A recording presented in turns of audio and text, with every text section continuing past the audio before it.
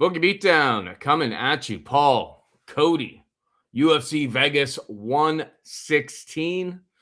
I'm coming to you from the Big Easy. I mean, I could open the shades behind me, but I'm slumming it the first few days. My boys are showing up. There's a bachelor party.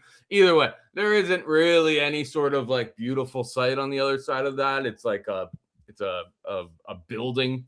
I didn't exactly get the executive suite here for the first few days. My boys are showing up on Friday, and then we're going to like a jazz fest. If you see somebody with a backwards cool bet hat in New Orleans, it's probably me. At a jazz festival. I'm probably the only person with this hat in the entire state of Louisiana. That would be my guess. How you doing, Code? Good. Not quite hanging in Louisiana good, but all the same, got a nice Canadian spring day, and summer hopefully is on the horizon. So, yeah, the fights again. It's like you could sit here and complain if you wanted, but you got Max Griffin's like the second fight on the card. So the hardcores are not going to mind. The fights themselves are going to be entertaining. It's more so figuring out who we can trust this week, and who's going to go and lay that big egg for us. But yeah, interesting fights, competitive fights. We just got to figure out which ones are the right side. Hundo P. Yeah, we're gonna keep it quick. I gotta get myself a po' boy. There's a swimming pool on the roof of the hotel here that I'm staying at. I want to go hop in the pool. I haven't seen the sun in like East Coast Canada. It's like there's probably like 5 days that I've seen the sun since like November. So trying to make the most of it. Was walking the waterfront earlier today. Beautiful city. It's a vibe here. I mean, any big city, Canada, America, you're going to see, people sleeping on the streets and stuff. That's just we see that all the time. We see that in Toronto. So it's like Yeah. people will be like, "Oh, it's super super rough." Yeah, I'm sure it's rough if you're not cautious, but yeah, no. So far, it's a pretty interesting city, cool architecture, but people are like, "Yeah, we're here to get to the picks, so get to the picks, Paul," and we will. We got Aljamain Sterling taking on Youssef Zalal in the main event.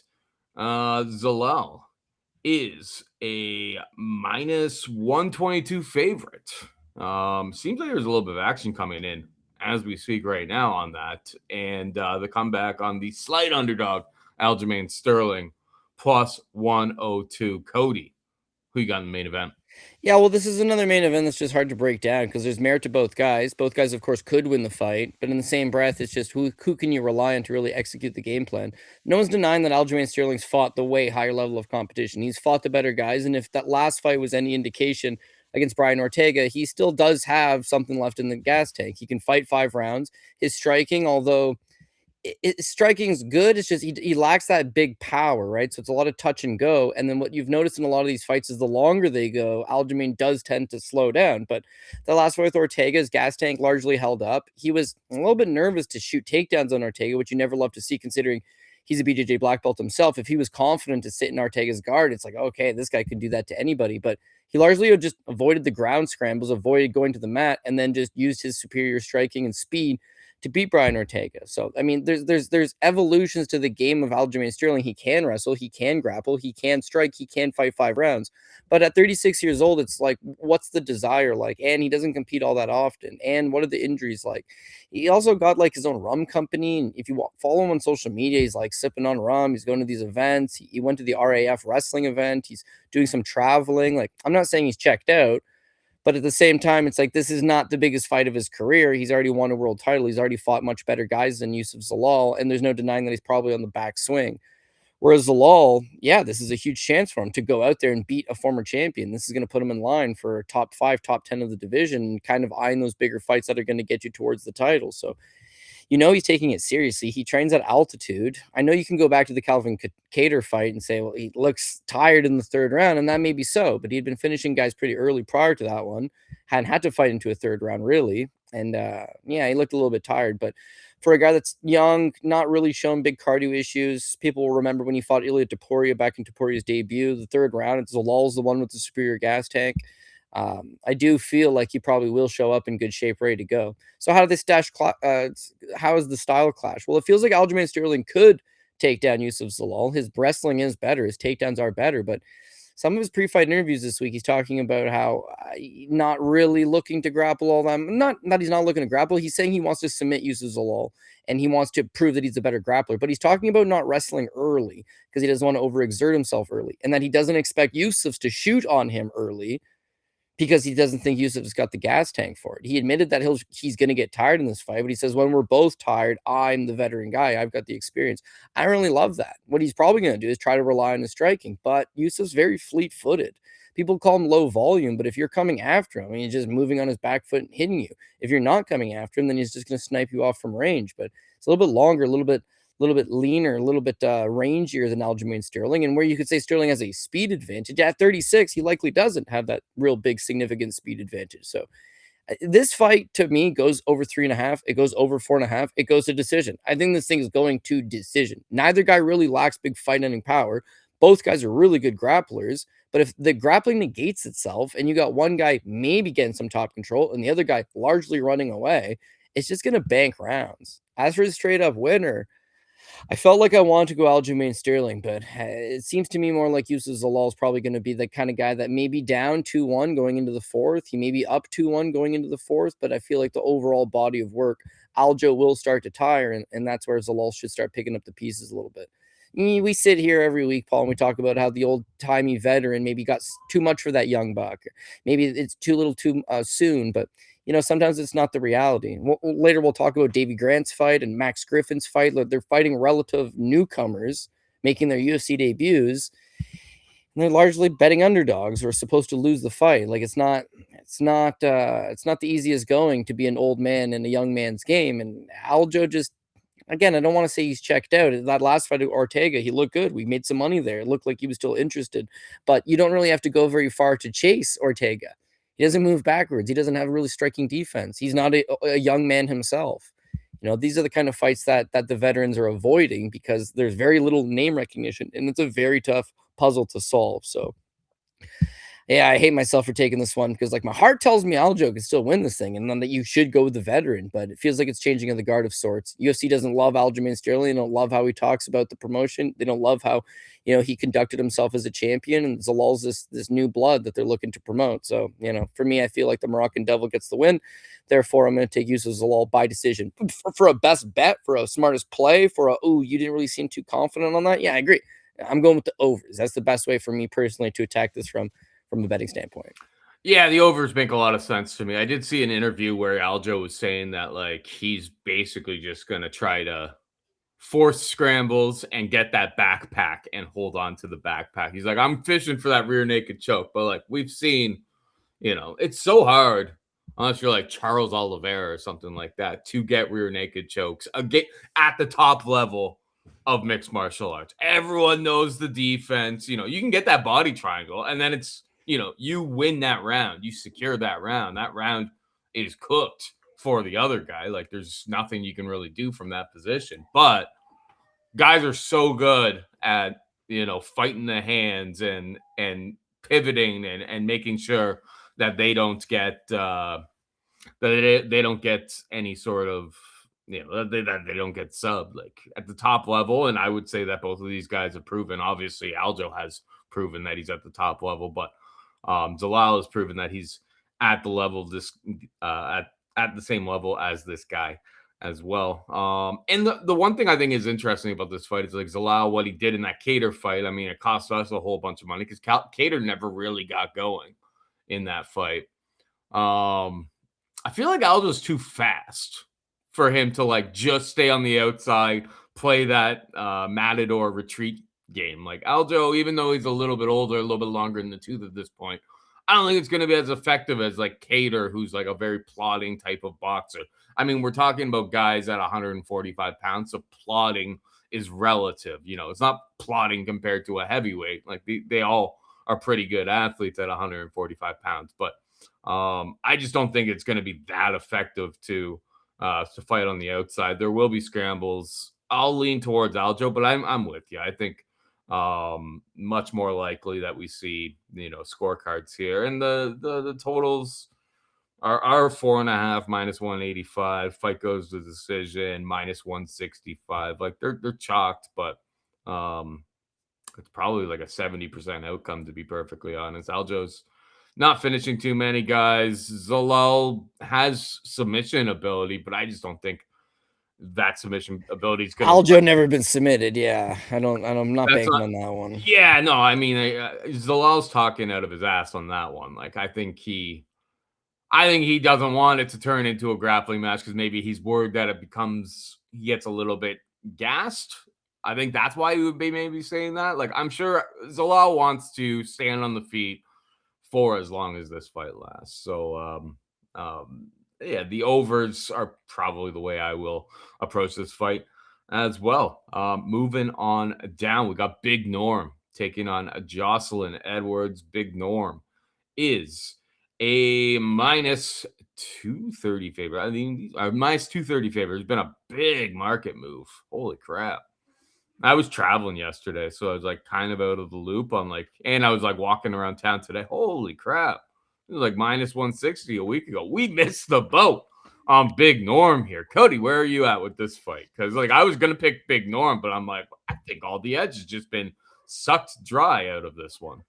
Yeah, well, not that there's any real value on fight going the distance, but it feels like this is another one that's likely going to distance. It's women's MMA. You never want to really be betting no minus 240 on either side, and this one's likely going to be another close and competitive fight. Joselyne Edwards is like, remember when you were a kid, you play sports, and there's always the kid on the team that won most improved? When they would be giving out the awards, you'd be thinking to yourself, please don't win most improved. Please don't give me the most improved. Simply because it means you sucked. And then by the end of the season, you weren't so sucky. And so they gave you that most improved player. At least in my experience with that award, that is what it meant, right? Joselyne Edwards' case, her first 7 fights in the UFC all went to decision. She's a decision machine. She can hold you down. She's strong. She's physical. She got no real pop in her strikes. She got no real submission advantage. No real deep cardio to lean on. But since then, she's won 4 straight, all inside the distance. Submissions, nice little knockout over your girl Priscilla Cachoeira, which I'm not saying is the most impressive thing in the world this day and age, but yeah, she's sitting down on her punches. She's added some muscle to her frame, and I think that her entire game has just been really invigorated. She's confident, she's fighting like it, and she's very capable of going out there and giving Big Norm everything she can handle. Why the line would be swinging that much? Either they know about an injury, either they know about some type of inside scoop. But in terms of just like the matchup itself, I would avoid betting Norma Dumont at that price. I am actually picking her as well because I think she has better striking, but where I'd be most concerned is that last fight with Ketlen Vieira, right? So she wins a split decision over Ketlen Vieira. Ketlen Vieira racks up like 5 minutes and 20 seconds of control time, and a lot of it is up against the cage. She just pushes Norm into the cage. Norm loses the first round of that fight. She loses the first half of the second round, and then she creates a little bit of distance and gets her hands going. Her striking's largely improved. She won the second. I don't know. She may have lost the second, truth be told. Wins the third. It's a split decision that could go either way. And yeah, she landed the more damage. So I did score the fight for Norm, but it was concerning to see her give up so much control time up against the cage to someone like Ketlen Vieira, who's, slow, lumbering, but physically strong. Well, Joselyne Edwards is physically strong. She's capable of doing the same thing. We see her actually enjoy not only trying to complete the takedowns and getting them, but even when she doesn't get the takedowns, she's pretty good with the standing cage control and just mashing you up into the fence.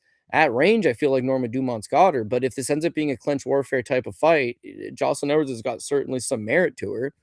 It's in the apex. There's not going to be anybody there. I do feel like whoever's landing the more damaging blows is going to win this fight. Norm should land more shots versus giving up some control time. And so to me, at the end of the day, it edges it towards Norma Dumont, who should be given the judge's decision.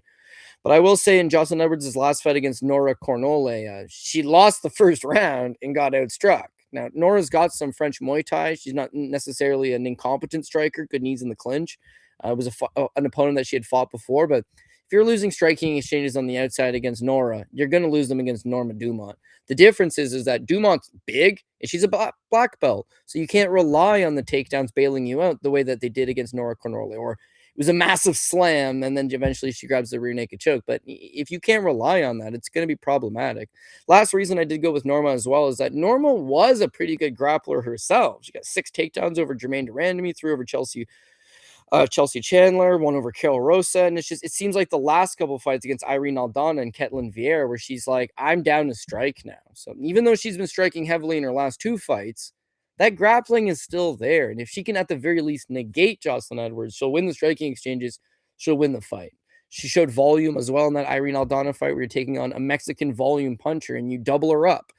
Good control time of yourself in that fight. So yeah, it doesn't hurt that she's hot as well, Paul, but like when you need a reason to slight edge towards big Norma Dumont, she's got the edges in her favor. So I do think she wins. I would chase the by decision, especially if you've missed the boat on minus 160. You're going to want to go ahead and try to improve this minus 240 a little bit by taking Norma Dumont in the over or Norma Dumont by decision.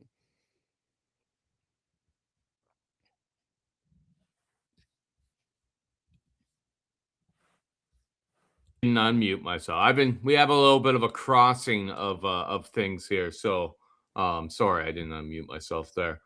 Cody, you gotta let me know if you can't hear me there.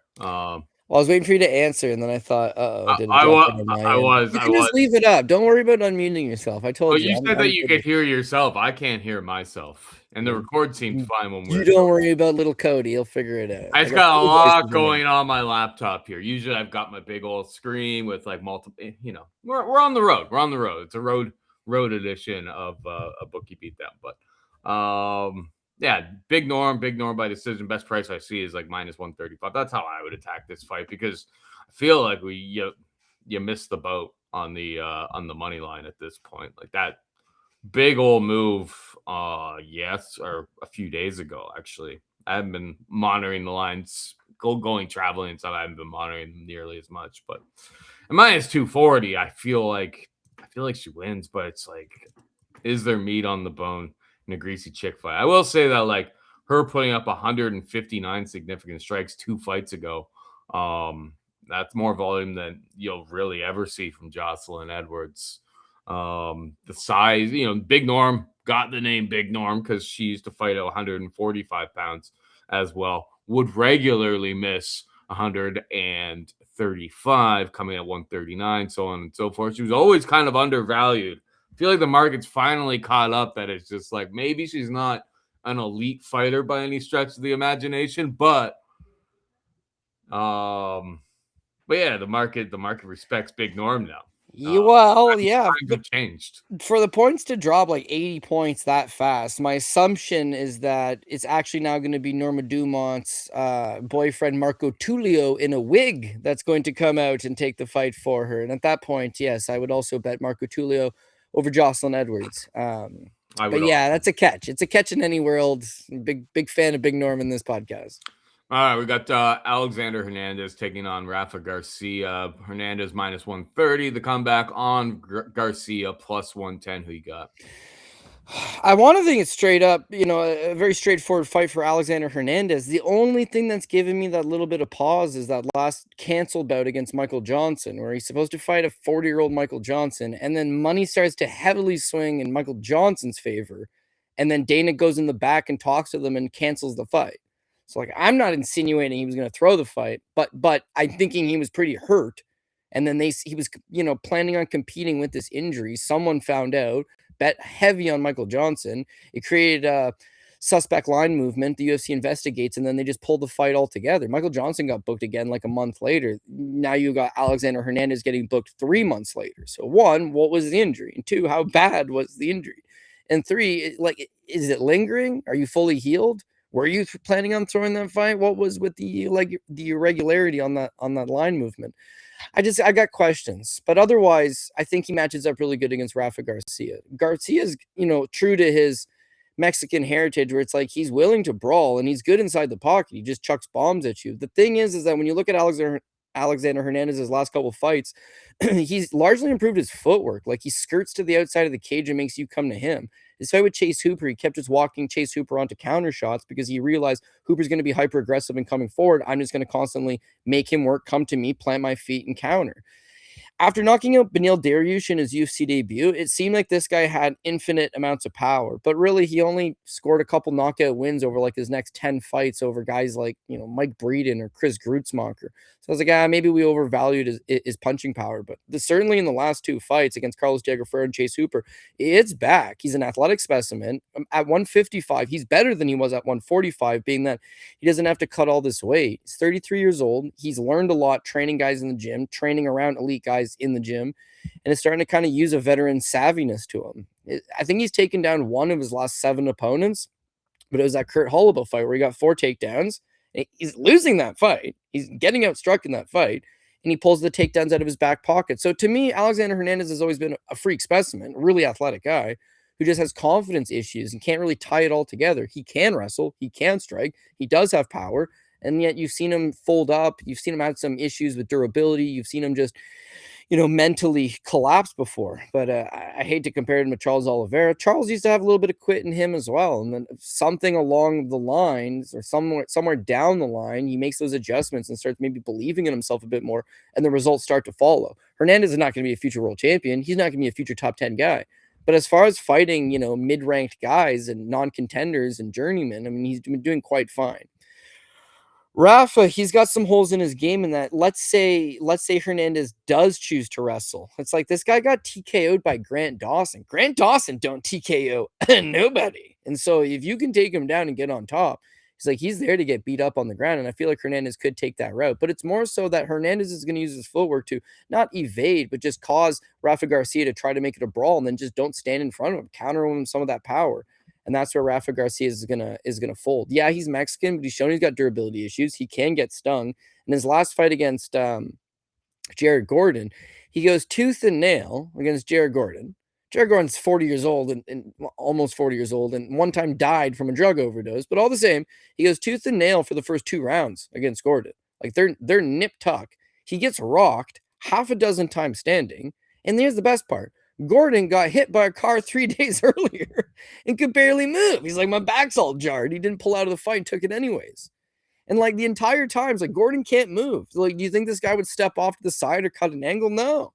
He just resorted to getting in his face and trying to chuck bombs in front of him. So I don't think that approach is going to work against Hernandez, who one has more power than Jared Gordon and may be able to just intercept you and cleanly knock you out. If he doesn't knock you out, yes, you have more volume than him, but it's going to be you crashing the pocket and him not being there. You're going to be chasing. He's going to be countering. I think it's going to look good. And then if he wants the path of least resistance, get this guy to get frustrated, get Garcia to start chasing, and that's when you're going to duck under and change levels and get a takedown. So it feels don't want to have too much faith in Hernandez because, historically he's a guy that will let you down, especially when you start feeling good about it. And then second thing is, well, what's the injury? What was the Michael Johnson line movement?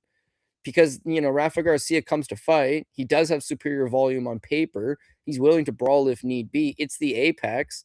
If Kurt Holloway's out striking you or you're going to split decisions against relative guys that aren't on this exact level, it'd be a tough fight. It'd be a competitive fight. I don't want to overpay for Alexander Hernandez. But once you take that last Michael Johnson fight cancellation out of your mind, it's like, I think skill-wise, especially when you do the tape and you look at the style clash that it presents, it feels like Hernandez is probably just a little bit faster, a little bit more mobile, lands just as big of shots. If he doesn't put him away outright, I think he just not outworks him, but lands the better shots and mixes in a few takedowns and has a veteran-type decision. So it's Hernandez for me.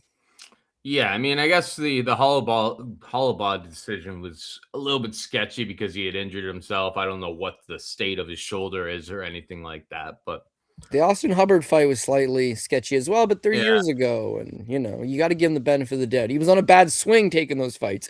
Now he's on a 4-fight winning streak. Looks better and better every time out. You got to take some shots on something on this card, right? So I'm surprised by because I guess it was one of these books here. Their numbers aren't, I guess, updating currently on this website. So I guess there was a market move from plus 130 down to close to down to plus 110. So people are liking themselves some Rafa Garcia, and I will say this has got to be one of the only times that Hernandez has reach advantage. He's taller than this guy. He probably has a wrestling advantage. I mean, everything's kind of pointing towards him, so I don't really understand, the market move on Rafa Garcia, to be perfectly honest. And let's face it, any just to talk about the Michael Johnson, sketchy line move.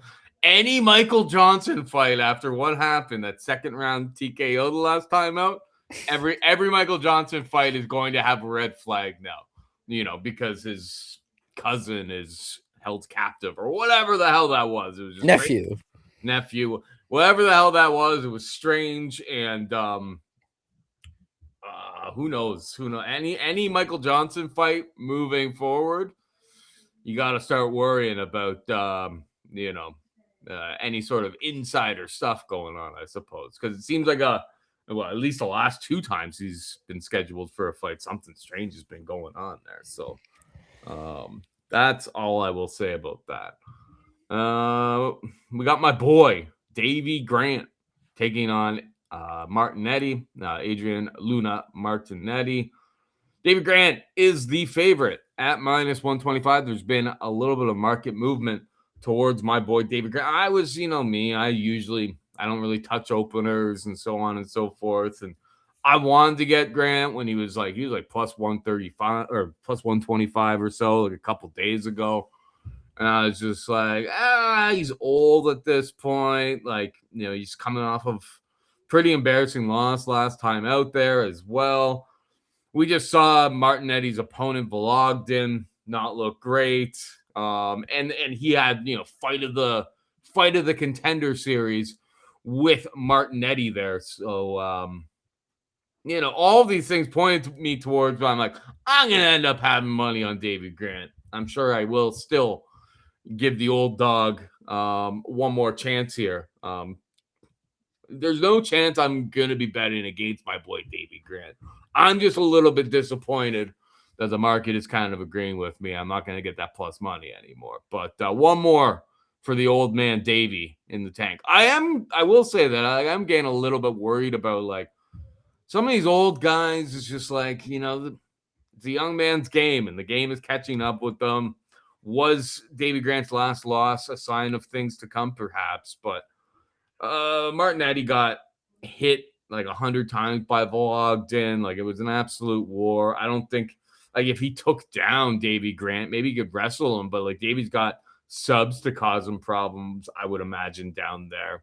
Just the wealth of experience Davey Grant brings to the table. Like, win or lose, I'm not going to hate myself for putting money on Davey Grant. What are your thoughts here? Yeah, I went the other way with Martinetti. Yeah, no, I get it. Because you know me too, man. I'm a Davey Grant guy, and I tell myself every week as I sit here, it's like, this is weird matchmaking. Does it make sense for a guy who's making his UFC debut to be taking on someone? David Grant, this is his 16th UFC fight. He finished second on The Ultimate Fighter 10 years ago. He's a very tenured guy with a lot of experience. So, like, does it make sense to give Martinetti him? In the same breath, we talked about Vologden last week. It's like, I thought the same thing against Vologden versus Castellaneta. It's like, Castellaneta's got a lot of experience, man. He's got, 10 fights with the UFC. I think it was his 9th UFC fight. He's fought way better guys than this. He's 34 years old. Like, why would they put this fight together? And Vologden won the first round. Then he ran out of gas. But it's like skill for skill. These young guys got the skill. Do they have that veteran expertise? Do they have that ability to draw on past experiences? The later the fight goes, maybe not. But Marinetti's 31 years old, and I picked him on the contender series against Vologden because watching, his regional stuff, he's very competent, man. He can do everything. Fights long, high output, good with takedowns. Again, when you see someone jump in the UFC and they're 23 years old, there's a lot of room for improvement. When you see someone jump into the UFC and they're 30 years old, 31 years old, this is a kind of a finished product. And so as such, they're going to make less mistakes. Marinetti's got a lot of pro fights. He's an older guy in the sense that a little old for a UFC debut, I guess I should say. Like, I don't think he's, out of it by any stretch. Grant, meanwhile, listen, Davey's our guy. Does seem like he's had a lot of injuries in his career, and he's definitely slowing down. You go back and watch his last 3. I won't even mention the Daniel Marcos fight because, truthfully, I thought he won the Daniel Marcos fight. But the last 3, Ramon Tavares, it's like, he's 1-2 in the UFC. He's ranked top 75 of the division. And yeah, I mean, Davey Grant beat him up, but that was just a relative newcomer, and I don't really think offered much to him. The next fight against Dumont Blackshear, he loses the first round, got taken down, got controlled. Blackshear tires out. But it's the last fight with Charles Jourdain. Now, Charles is coming off a really good-looking performance on the weekend, but Charles is one of these volume guys that doesn't mind striking from the outside, and he's stinging Davey left, right, and center in that fight. Hits him with the flying knee, and then grabs the guillotine choke. But guillotine choke aside, he's tripling him up in the significant strikes. Like, Davey's flat-footed and he is plodding. And so, like, he needs to get inside the pocket in order to hit you. And when you're one of these guys that's throwing 10 strikes per minute and you're moving constantly and you're fighting from the outside, I feel like it does give him a lot of problems. Marinetti's got a 2-inch reach advantage. He's an inch taller, 2-3-inch reach advantage in terms of his arms. But it just like he is able to stay composed. He fights long. He racks up tons of volume, and you really got to break the guy. People will say the Vlogden fight was very close, and it was. And watching it at the time, it was like, oh my God, Marignetti's getting slapped silly. But in the 3 or 4 times that I've rewatched the fight since, a couple times last week to retape study Vlogden, and a couple times this week, he's doing everything right, man. He's winning all the exchanges, but he keeps getting stung. He keeps eating that big shot. But if you look at it from like the strike by strike breakdown, he outstrikes him overall 165 to 111. But even in the round by round, 43 to 39 in the first round, 91 to 55 in round 2, 31 to 23 in round 3. The reason why it's close is those big shots that are landing from Vlogden, who just swings for the fences. Davey doesn't really have that big power. He's got some okay technical boxing, but when technical boxing is faced with range kicks and high movement, it's like he's going to rely on having to land a big shot. I don't really think that Davey's got that big shot in him. So to me, it plays out more so he's just getting outworked over the course of 3 rounds. 29-28, I don't think he loses every round. I think these rounds are close and competitive. As you mentioned, if you get plus money on Davey, makes sense. It's about a near pick'em type fight. But I'm going to go with Marignetti, who's just going to be able to fight, I think, a little bit quicker, a little bit longer, and just rack up the superior volume. Could he get taken down? Maybe, but this guy's wrestling actually looks quite good, especially for a South American fighter. So he's got some durability. He's got some cardio. He's got a lot of the intangibles that I like. How far does he go? I don't know. He is a little bit older for a debut, but he's fighting a guy that's much older than him and just got tons of wear and tear, career injuries. So I don't love it because I like Davey Grant. I'm a Davey Grant guy, but I did actually take some of the bait and go with Adrian Luna. No, you are not. Us Davey Grant guys, the coalition of Davey Grant guys, do not claim Cody Saftik anymore. Shoey bet. I'm off the bandwagon. Shoey bet. I'm in.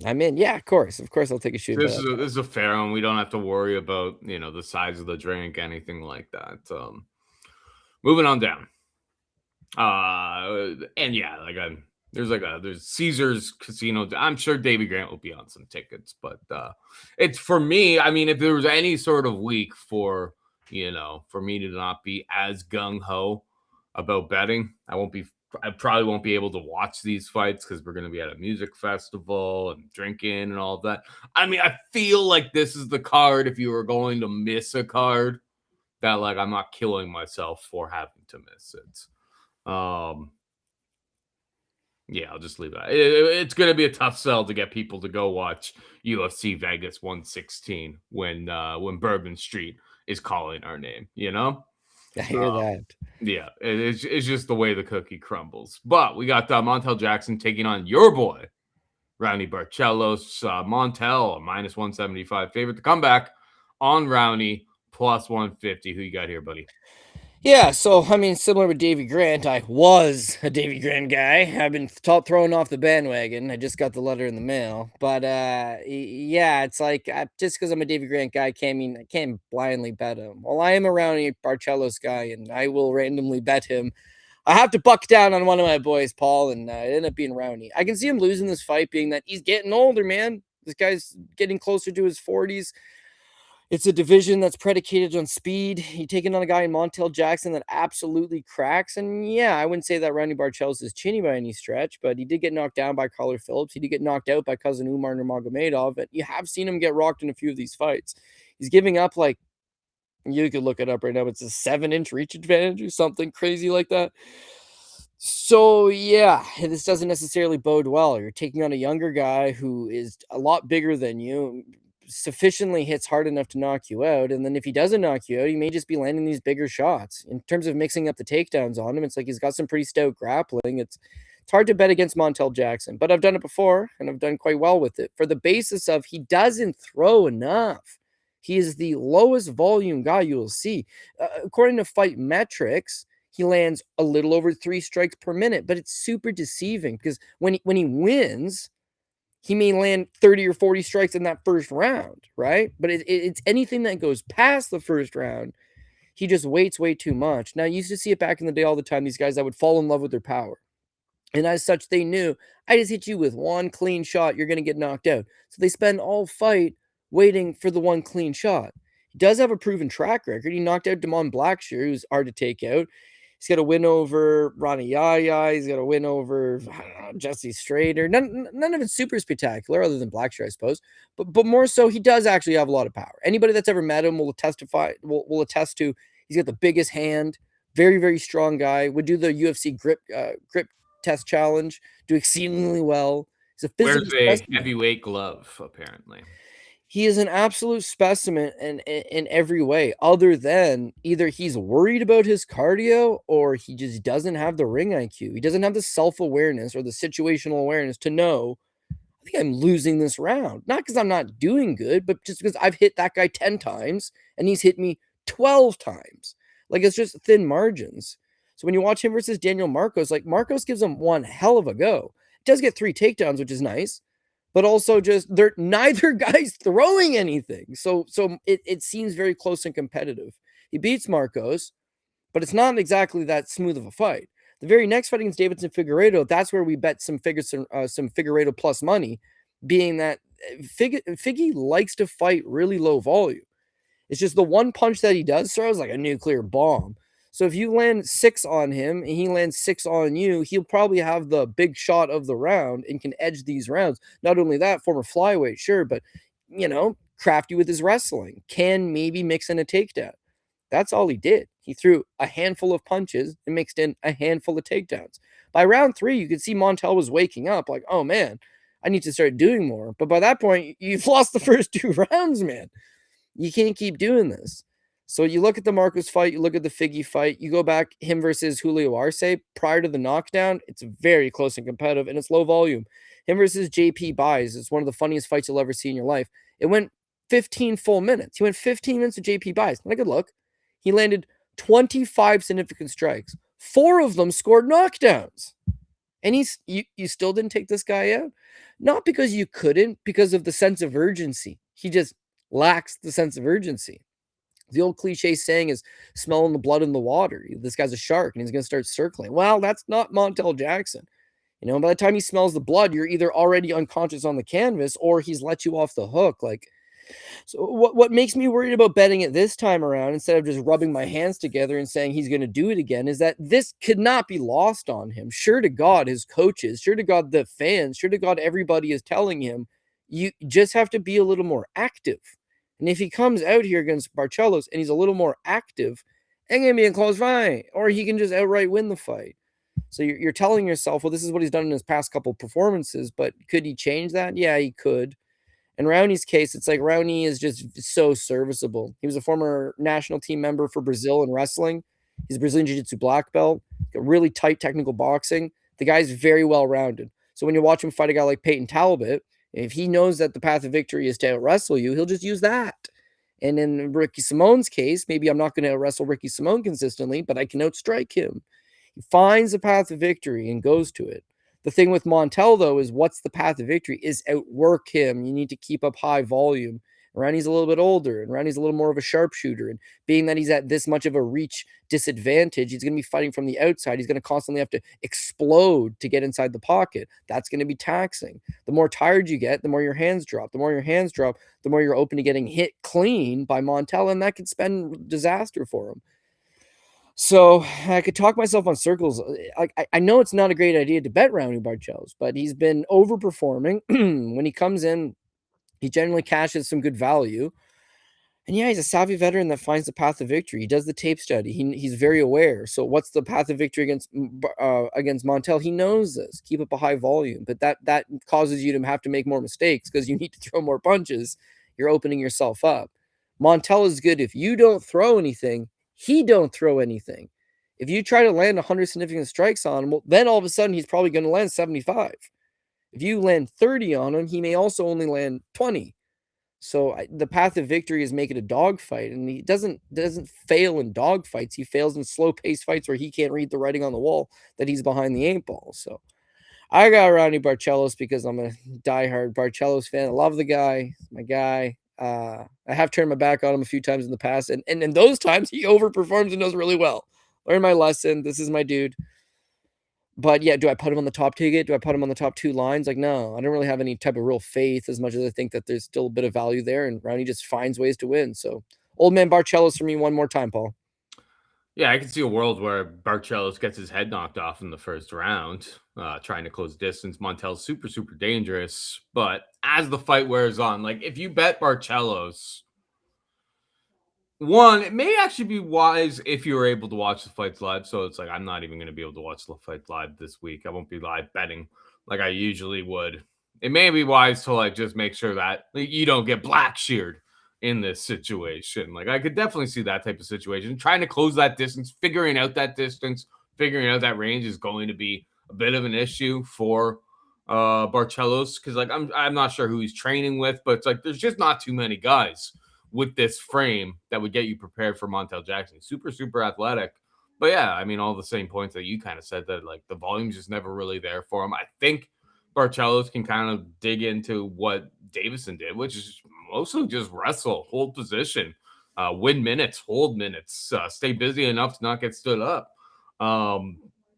Montel will kind of let you do that. Just you have to mind your P's and Q's, particularly early in the fight. And then yeah, something like I mean, Raoni's fight with like Victor Henry, where they both put up like 150 plus significant strikes. Like Jackson doesn't have that No. in his wheel shit. Like that's not like if he does that, I would like you'd be so gassed. That's not like, but I mean, a strike from Montel, a clean strike from Montel Jackson is a lot more quote unquote valuable in terms of damage, you would think, than what Raoni's gonna be like leg kicks. He mixes up really well. He's a mixed martial artist through and through. But yeah, plus 150. Raoni is the side for me as well. Probably a decision. What is Raoni decision? Raoni decision as high as like plus 250. I'd probably just take the money line. Not get too crazy out here. Moving on down. We've got Marcus Buchecha taking on Ryan Superman Spann, minus 145 for Buchecha. The comeback on Spann, plus 125. Who you got? I hate myself for saying it, but like you Marcus Buchecha, does it make sense? No. Why would it make sense to bet a guy, the slight favorite? He's 0-2 in the UFC, and he's looked really, really bad at this level. Guy's got 5 pro wins. He's got 8 total fights. Like he doesn't have MMA experience, and he'd have to win 2 fights a year for the next 10 years to get to where Ryan Spann's at in terms of his 23 pro wins. Like in terms of the striking, it's all day. It's Ryan Spann. In terms of the grappling, of course, it's Marcus Buchecha, but this is a fight. It's not just a grappling match. And if he's shown us anything in his first 2 UFC fights, it's like it's mostly he's just trying to make it a grappling match. It's not like he can't get these guys down. He took down Kendi Njoku 3 times and he full mounted him. And what did it do? Nothing. Kendi just got back up. So if your jiu-jitsu is not so good that it's done the second it hits the mat, then it's like you're going to have to be taking this guy down throughout the fight for 15 minutes potentially. He just doesn't really seem to have the gas tank to do that. So why take this putz? He can't strike. His cardio doesn't seem very good. He has 5 pro wins in his career. He's very inexperienced. Why take him? Well, one, 33 at heavyweight is still young, and I do feel like he can make improvements. He's the natural heavyweight in that they'll both weigh 250, but he walks around naturally at 250, and Spann probably walks around at 250 now. Spann lost to Trevin Giles in LFA at 185. He spent the vast majority of his career going 8-4 in the UFC at 205 pounds. So now he steps on the scale at 250, but I do feel like the stronger, more physical guy is going to be Buchecha. Yes, Spann's 6'5". I'm not saying he doesn't got the frame for it, but he's got more of a lean, tall frame. And Buchecha, who is going to be very heavily reliant on getting takedowns, should be able to just bulldoze him to the cage, get under the hips, and then drag him down. Once you get him down, it's got a half guard. This guy's long. He's lanky at times. I shouldn't say lanky because he's 250 pounds, but it's hard for him to generate a whole lot of space and get back up. And then, his own cardio is not very good either. So that's why I kind of start pressing towards maybe I'm going to go with Marcus Buchecha on this one, end up locking him in. Is when you watch Buchecha, both of his fights in the UFC, not good, but he went the distance with Kendi Njoku, who has otherwise an 80% finish rate. He went the distance against Lucas Brzezinski, or not Lucas Brzezinski, sorry, Martin Budai. Marty, yeah. But everybody goes to decision with Marty Budai. Except for Will Fleury, who whooped his ass over and over. Yeah. Well, Fleury's back on the juice because he's an octagon, so he doesn't have to worry about the PFL drug testing. And Will Fleury on juice is a hell of a fighter, let me tell you. But I digress. With Buchecha, he went the distance with those guys, but he went the distance with Rugrug and won championship. And so that to me is pretty impressive that this physical specimen of a man who could just smash your head in at will, he's still able to navigate the waters. Those are his 3 losses, but all 3 of them are by decision. When you look at Spann, it's more so he needs to finish you ASAP. He's not won a fight outside of the first round in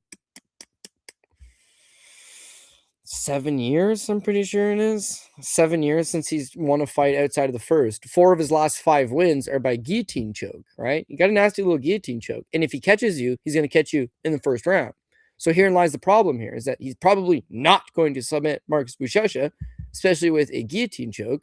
But also, if he does not submit him in the first round, his win condition almost vaporizes. Now he's got to fight a second and a third round. And if you're getting taken down by the larger guy, who is a BJJ world champion, but also just, it's taxing on you to carry his weight. Now the second round, you got to stuff the takedowns again. Buchecha, meanwhile, we can laugh at him and say, well, he does this wrong, he does that wrong. Okay, well, one guy's got 33 pro fights. So what he does wrong is always going to be what he's doing wrong. Spann hasn't really evolved or learned from past mistakes. Whereas you would think with Marcus Buchecha having 8 pro fights under his belt, like if he's seriously training and getting UFC level experience and then going back to the drawing board and then coming back in, he loses another fight. Okay, well, he's got a half hour of cage time in the octagon at this point. I'm not expecting him to turn the corner. I'm not expecting him to come in as a reinvigorated world beater. It's that, could he come in with a wrestling heavy approach that gets him a takedown in the first, a takedown in the second, 3 minutes of control time in both rounds? Let's say they're both gassed out in the third round. Is Spann going to knock him out while he's gassed out? No.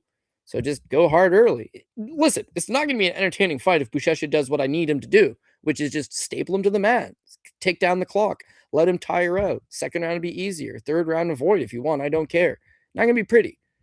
But that style would be highly effective against Ryan Spann. Ryan Spann thrives on chaos and a crazy first round, catching you early. Guys knocked out Dominic Reyes in a round. He's got that ability to land a big shot, and he prefers to just grab your neck and choke you out that way. But, you've seen it in the Bogdan Guskov fight. Takes Guskov down, takes his back. First round, looks pretty good. Second round, he's non-existent. The first sign of adversity, he crumples over and says, no mas. It's a 205. At heavyweight, a guy that's way bigger is going to be able to bring out that same self-doubt. And that's what I think Buchecha is going to do. So he's worked on his striking. I would rather him not use it. I would rather him shoot takedowns, get this thing to the ground. And if he fishes for a guillotine, great. Because when you're looking for a guillotine, you're not digging an underhook. You're not trying to stuff the takedown. You're trying to grab the neck and submit him off the takedown. Well, that feels like it's going to be a bit of a stretch against Marcus. So I feel like, grab his neck if you want. It should lead me to an easy single leg or double leg off the cage. And then, after that, dude, don't try to pass. Don't try to do anything. Just staple him down, make him carry your weight and tire him out. If he does that, he wins. I got Buchecha. Buchecha should sub his ass. I mean, you make good points about, going to decision. Going to decision with, all these other guys. On top of that, let's face it. I mean, he's fought at heavyweight a whole bunch of times. But, Spann's 6'5". He fought but he's I don't think this is a guy who went about it the right way. He just decided he kind of wanted to stop cutting weight, right? This, it's not like he's put on tons of lean muscle mass, anything like that. It's just, he was always a big light heavyweight. And now he's just now I don't have to, he doesn't have to cut. He doesn't have to diet. He doesn't have to do anything like that. Cardio's never been great. I don't think it's really improved at heavyweight. I mean, Buchecha subs plus 170. it feels like an opportunity. Maybe it's not in round one. He's got to like mind his P's and Q's. He's got to be careful about not getting finished. But like Spann's cardio is terrible. So over the course of 15 minutes, I feel like eventually that position, holding that position, opens up a lane for Buchecha to do what he does best and actually sub his ass. So Well, you're an ACA fan as well, so like when you see Buchecha, it's like he's got a win over Kirill Grashenko and Amir Aliakbari, right? And Aliakbari was on the national team, like really high level on roids, really high level Iranian wrestler, and then those guys are Grashenko big is boys a too. striking machine. Yeah, and they're big boys. And he took down Aliakbari off a rear waist body lock. So it's like I have no doubt that he get this fight to the ground. It's that when guys like Kennedy get back up or Martin Budai get back up, Buchecha is just too tired to keep up the pace. If Spann manages to get back up, he's going to be tired too. So I think that does play better for him. Yeah, Buchecha sub plus 170. I mean, I haven't seen much power in those hands. So it's like if he's gonna get a finish, if this is where he gets a finish, I would expect like a sub in late round 2, maybe round 3. But his cardio is not great either. Either way, he's fighting somebody who finally, the card like he actually has probably the cardio advantage against his opponent.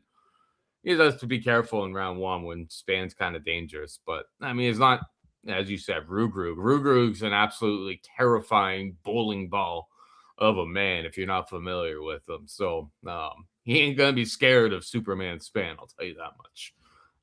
Rodolfo Vieira takes on Eric McConico. Rodolfo Vieira, a minus 295 favorite comeback on McConico, plus 255 or so. Where are you at with this one, buddy? I got Rodolfo. I might as well go back to back BJJ legends. But yeah, I don't feel as good about this one. And that Rodolfo is highly inconsistent, and so is Eric McConico. So trusting on what version is going to actually show up is a little more difficult. This is the tale of two fights for both of them. Rodolfo, 2 fights ago, he fights Trishan Gore. And man, his striking looks vastly improved. He goes like 0 for 16 on takedown attempts or 1 for 16 on takedowns. But I mean, his striking looked good. He's throwing in combination. He's moving forward. He put a nice little left hook behind his straight right. He kind of like, okay, he's a little bit older, but similar to a Buchecha. When you spend so much time just doing jiu-jitsu, by the time you turn pro in MMA, your striking is not going to be good, but it's capable that it will improve. And it seemed like it improved. Volume was there, competent boxing. Okay. The very next fight against Bo Nickel, he just shells up. He's not even throwing his hands at all. Now I understand there's a threat of a takedown, but you're a BJJ world champ. And Bo did shoot takedowns, but they were at the end of the round. You know, he only racked up like a minute and a half of control time. It was mostly just him outworking him.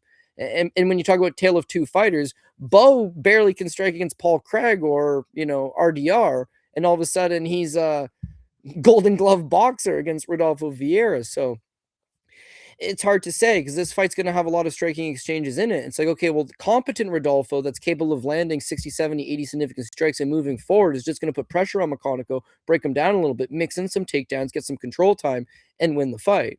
But that last version that showed against Bo Nickel, and I understand it's Bo Nickel, it's a tough opponent. The version of him that shows up and doesn't throw anything, or the fight with Andre Petrosky is another example. It's like he largely just sits there and stares at his opponent, gets stung, and then doesn't overreach. Takedowns aren't there. McConico, if you look back 2 fights, he fights Cody Brundage. It's like, oh my God, dude. You may have robbed Cody Brundage. Like, you did not look good in this fight at all. You landed maybe the better shots, but he's outworking you. You're sitting there shelled up, not letting your hands go. His very next fight against Sir Sakayev, it's like nip and tuck all the way until he gets finished in the 3rd round. Like, he actually showed up way more. When you watch him on the regional scene, he's a volume guy. He's a slow starter. But in the 2nd and the 3rd round is where he really starts to pick it up. Lands to the body, lands good boxing combinations, big guy. His takedown defense is not bad. He's fought in D1 wrestlers on the regional scene before. He stuffed some good takedowns. This fight with Cody Brundage, you saw that the takedown openings are there, and he's not particularly good at getting back up to his feet right away. He just lets 2 minutes click off the clock, and then we'll start to show that urgency. So for Rodolfo, it's like, if you can just, let your hands go a little bit and be the one that's moving forward, get him up against the cage and complete a couple takedowns, I feel like it'd be good enough to win this fight. But if he does not get the takedowns and he lands 50 significant strikes, McConico probably lands 65 or 60 significant strikes. It'll be close. It'll be competitive, and it'll get edged out one way or the other. Could be a split decision type fight. Could be a fight where people are screaming robbery on the end of it. But similar to last week's JJ Aldrich versus Jamie Lynn Horth, you can cry robbery. And, I agree. I thought Horth won, but it's not a robbery. She's not doing enough. Turn the commentary off and watch. It's like, oh, JJ's landing the better shots, but Horth is landing a few more shots. So what do you look for? Do you look for damage? Do you look for one girl's got some swelling around the eye? Do you look for a little bit of blood coming out of the nose? Or do you look for, well, she landed 10 and she landed 7. The 7 were better quality shots. It's close. You can't sit there and cry robbery. Rodolfo's fights are largely competitive and close. McConico's proven that his fights are largely competitive and close. Both guys aren't supreme talents, but it feels like Rodolfo's got the BJJ to fall back on. He's got more experience in the UFC. His striking at times has looked improved. He's only 1 year older than McConico, so they've given him a guy, his age group, and he should make good on that. You're not taking on some explosive D1 wrestler who's 5-10 years younger than you. You're taking on a guy that's kind of at your level, has weaker grappling, is slow, usually takes the first round off. That all bodes well for Rodolfo, so he ended up being the guy I took at the end of the day. Yeah, he's been pretty inconsistent on the feet. Very. That's where you kind of struggle with it. But like in terms of like, ceiling potential or ceiling ability, I mean, it's Eric McConico's quite a generalist, right? It's just like can't compete. I think the striking's probably a lot more competitive than people would give it credit. Vieira is obviously world class in jiu-jitsu. He's got better wrestling, and he's put up decent significant strikes when he's outside of the Bo Nickel fight, which 100% that fight was just strange in general. I mean, I lost betting that. At almost minus 300, like I'm gonna struggle to feel that great about Rodolfo Vieira, because like watching that fight against Bo Nickel and watching it back too, it's just like sometimes just kind of so confused about like what was the game plan. He just wasn't able to adapt on the fly. I think he just underrated Bo's striking ability on that night. Maybe Bo's just making that big of improvements. I guess we'll find out on the White House card coming up there, but that would be why I struggled to get to him. Maybe he's at the end of the line now. And at minus 300, it's like I don't want to be going to split decision at minus 300. He will be the pick, I suppose, but I won't be adding him to really anything this week. It's probably just a pass from a betting perspective. And then to talk about your Horth versus Aldrich, I bet Aldrich pre-flop at like plus 152. Horrible bet. In round 3, I bet Aldrich 10-1. I thought she was losing, plus 1,000. I thought she was losing, but I'm like, man, like round 2 was way too close for us to be confident in the world, that we're in Canada. And I know people are going to say like home cooking, but I'm like, they're not really doing the home cooking thing. I'm like, what we kind of saw is like, there were some bad judges up in Canada. I'm sorry, the sorry gif or whatever. There were some really bad scorecards. So it's like, we kind of saw that a little bit earlier, and I can't recall the exact fight, but I'm like, these judges, like, so I don't know who's judging this exact fight, but like some of these regional Canadian judges that are judging right now are terrible. So it's like, I thought Horth was up 2-0. I thought Horth won the fight, but a 10-1 when you're in round 3, and these rounds are so like they're a strike here, a strike there. If somebody blinks and misses one of those, like maybe they get swayed.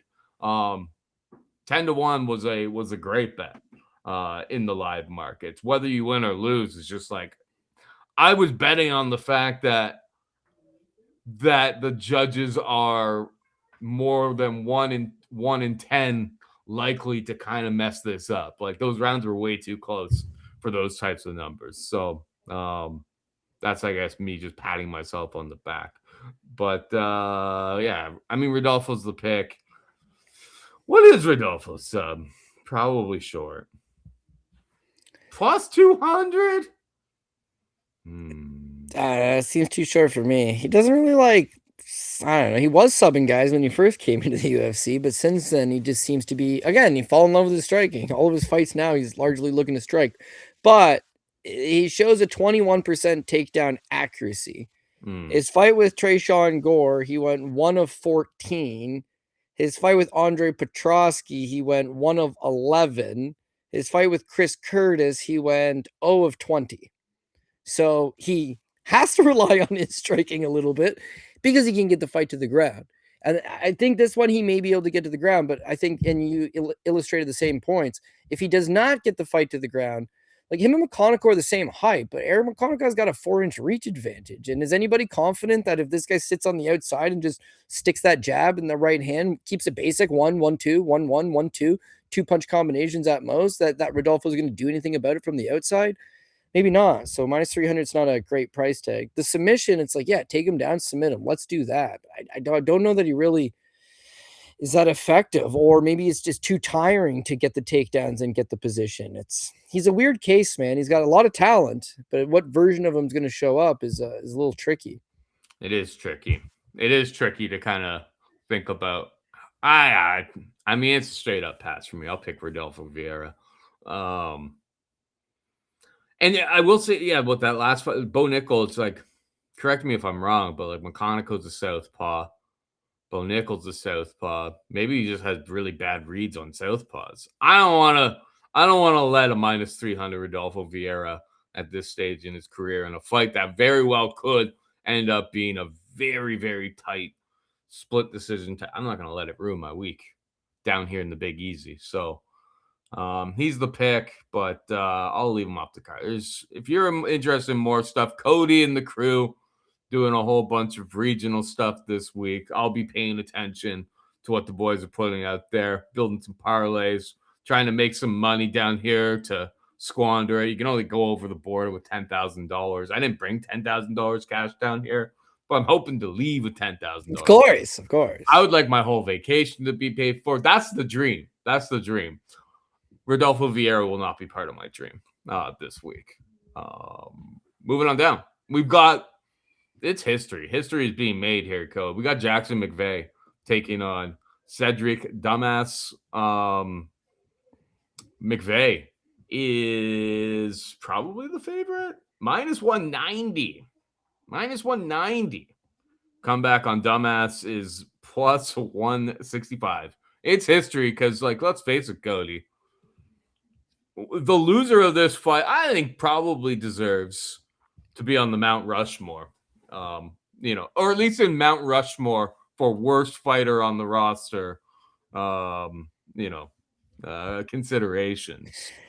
No way, because both Cedric Dumas and Jackson McVey would absolutely torch Julian LeBlanc, and ain't nobody gonna tell me any different about that. So, I think the Mount Rushmore has already been sealed up for the 185-pound division. I said in the Discord with the boy, like after the LeBlanc, I'm like, they shouldn't even that should be a one and done. One and done. This guy doesn't. We said it on the show. And we saw it in practice. It's like this guy doesn't belong at this level. I'm trying to book this amateur fighter for a fight on May 30th, right? And he did fight last weekend, so he was kind of like non-committal. He was committal in the sense that he was like, I'm down to fight on the May 30th show, but like I can't accept opponent and give you the green light till I get through this fight on the weekend. I'll let you know. So I'm like, okay, great. So text him on like Sunday morning or Saturday night or something. And I'm just like, hey man, wishing you the best in your fight. Hopefully it went well. And he responds something to the effect of, didn't go my way, but I was very happy with my performance. I was very happy with how things went, and I'm itching to get back in there. And this was a great positive first experience. I'm like, okay, great. So I talked to my buddy that went to the show. I'm like, yeah, how do you do? He's like, he got standing TKO'd in 90 seconds.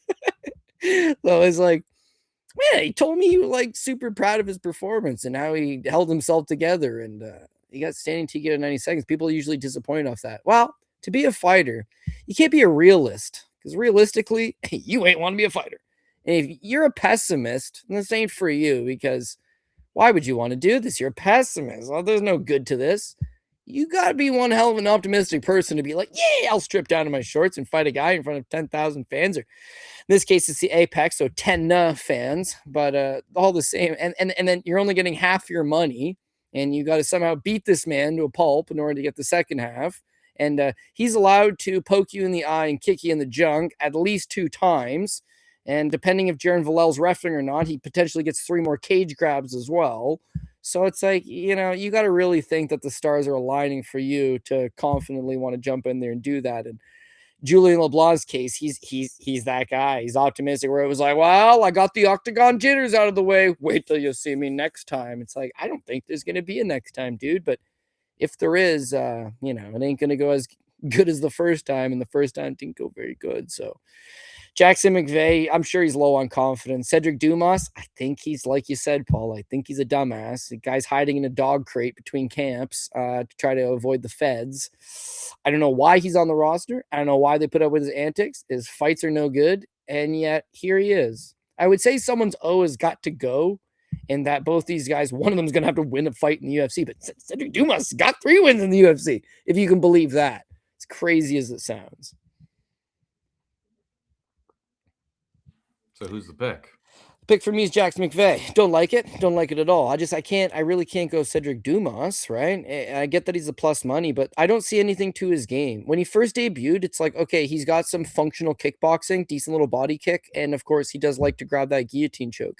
His wins, Cody Brundage, he landed 17 significant strikes. Well, it's a Brundage fight. Brundage is just no good. Fair. Abu Azetar, he got outstruck and taken down by Abu Azetar. Now, Azetar and Cody Brundage and Dennis Tulin, those are his 3 UFC wins. None of these guys are known for losing by decision. They're typically there as cannon fodder to end up on people's highlight reels. And yet he beat all 3 of them by decision. His career high in strikes landed at any of those 3 was against Dennis Tulin, a literal punching bag that he landed 49 significant strikes in. I'm not seeing enough out of him. He stays way upright. He does not throw enough. His guillotine choke is, he'll grab it because he's a tall guy. He can kind of get under the neck, but he bails on it way too quickly. His takedown defense is not good. His durability in his last few has definitely looked suspect. Dante Johnson's got 5 pro fights. He's moving down 2 weight classes. And he just easily holds him up against the cage. By the second round, Dumas is tired.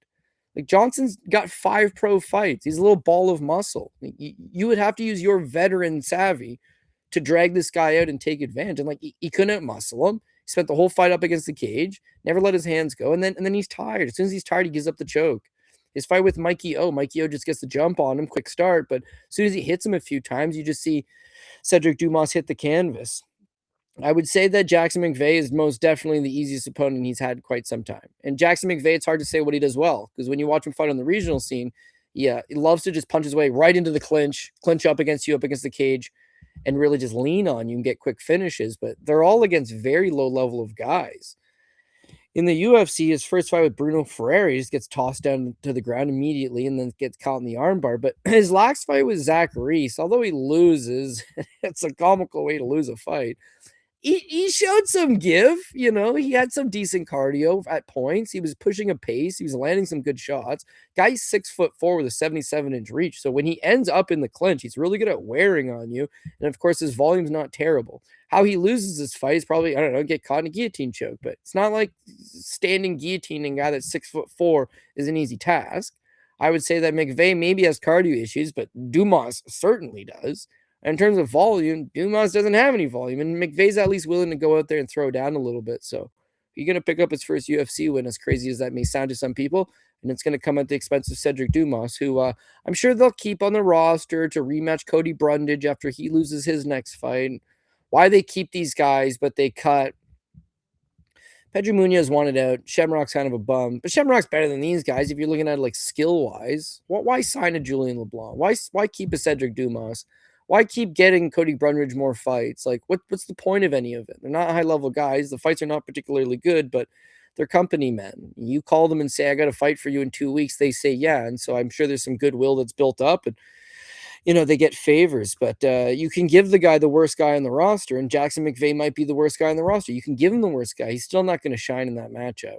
Cedric Dumas, to me, is a basket case. He's a little all over the place. He's a little erratic, and I don't know how committed he is to his career. Whereas if you're McVey, you're still only McVey's 26 years old, super young. I'm pretty sure he just turned 27 and training at the MMA lab. He's 6'4". He's only got 8 pro fights. So give me a guy that's 6'4", training at the MMA lab, 27 years old, has less than 10 fights, and tell me that this guy can improve. He will. He can, and he will.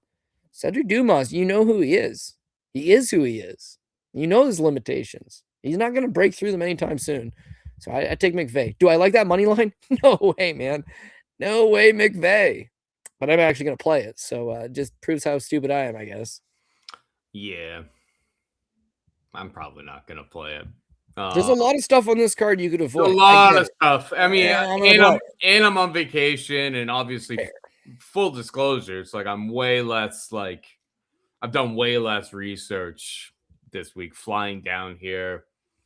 Plane was pretty crammed. Like, it was tough to get prepared. I was walking around downtown, so it's like, am I going to spend hours taping, retaping? I guess actually it wouldn't take hours to do it. But, you know, in the sunshine, I got a swimming pool on the roof. It's like, am I going to really hunker down this week and tape a bunch of McVey versus Dumas? Probably not. Not to mention, New Orleans is known for black voodoo magic, I'm told. And yeah, you don't want someone putting a hex on you at the jazz festival and all of a sudden all your picks lose. So maybe it's better to sit this one out. I can understand that. A lot of like in terms of where the market's at, like -190, like based off of if McVey can just not end up, you know, falling into a guillotine, like you said, I think his volume, like I'm familiar with the guy from the regional scene. I taped him a few times there where he was running through absolute schlubs, but like the volume is where he wins this fight. He just can't let his neck get grabbed. And it's not like, I mean, Dumas in terms of like submission ability, probably a step down from like a Zach Reese or something like that. It's a pretty low level fight in the middleweight division, but I suppose fair is fair. Not the worst one until they cut Julian LeBlanc. Longest for someone who's tenured, Dumas just doesn't do it, man. Just not enough volume, not really any power in his hands. Cardio's bad. Somehow he's got 3 wins. That kind of speaks more to the level of competition in the UFC at this stage in the game. And Contender Series is fun. Did you see they cut Shamrock? Yeah, they cut Shamrock. That's that part. I think he probably asked for too much money. That would be my. I signed a 4-fight deal, and he still had 2 fights left on it at $12,000 and $12,000. What I don't get is that it's a hey, this guy lost his fights. That's fair, and kind of embarrassing, which is fair. And the fans don't like him. Well, that's where you're wrong. The fans don't like him, which is the exact reason why you should keep the guy around. Very few guys generate as much heat as Shamrock. When I go on my timeline, it's all people crapping on him and memeing him and talking smack. And then you know what he does? He jumps on there and he talks smack back at them. And it's kind of entertaining. And do I want to see him get beat up? Of course. But it's the same people that don't like Josh Hokett. They don't like his gimmick. They don't like his charade. They're tuning in. The difference is Hokett's good and can win fights, and Shamrock not necessarily is. But again, when you look at a bottom level, there's worse guys in the roster than Patchy Mix and Shamrock, but you cut them because you're trying to make an example of them. Don't have boring fights. Don't have boring fights. Have you never seen Cedric Dumas win? When he loses, I guess it's entertaining, but when he wins fights, it's like the bare minimum, just going through the motions. Even Jackson McVey should be able to win this fight. And I will never forget, I'll leave you with this. We spent way too much time on this fight. Paul Shaughnessy gave me a real good bit of advice when we first started the show 12 years ago. He said, Cody, for guys willing to get a tattoo on his face, you can't trust his decisions. And to Cedric Dumas is low ring IQ, and you cannot trust his decision-making. So betting him even at plus money is just not something I'm into. All in on Jackson McVey. Unless he shows up at the pressers and the weigh-ins with a tattoo on his face, then it's a straight up pass. Fair enough. I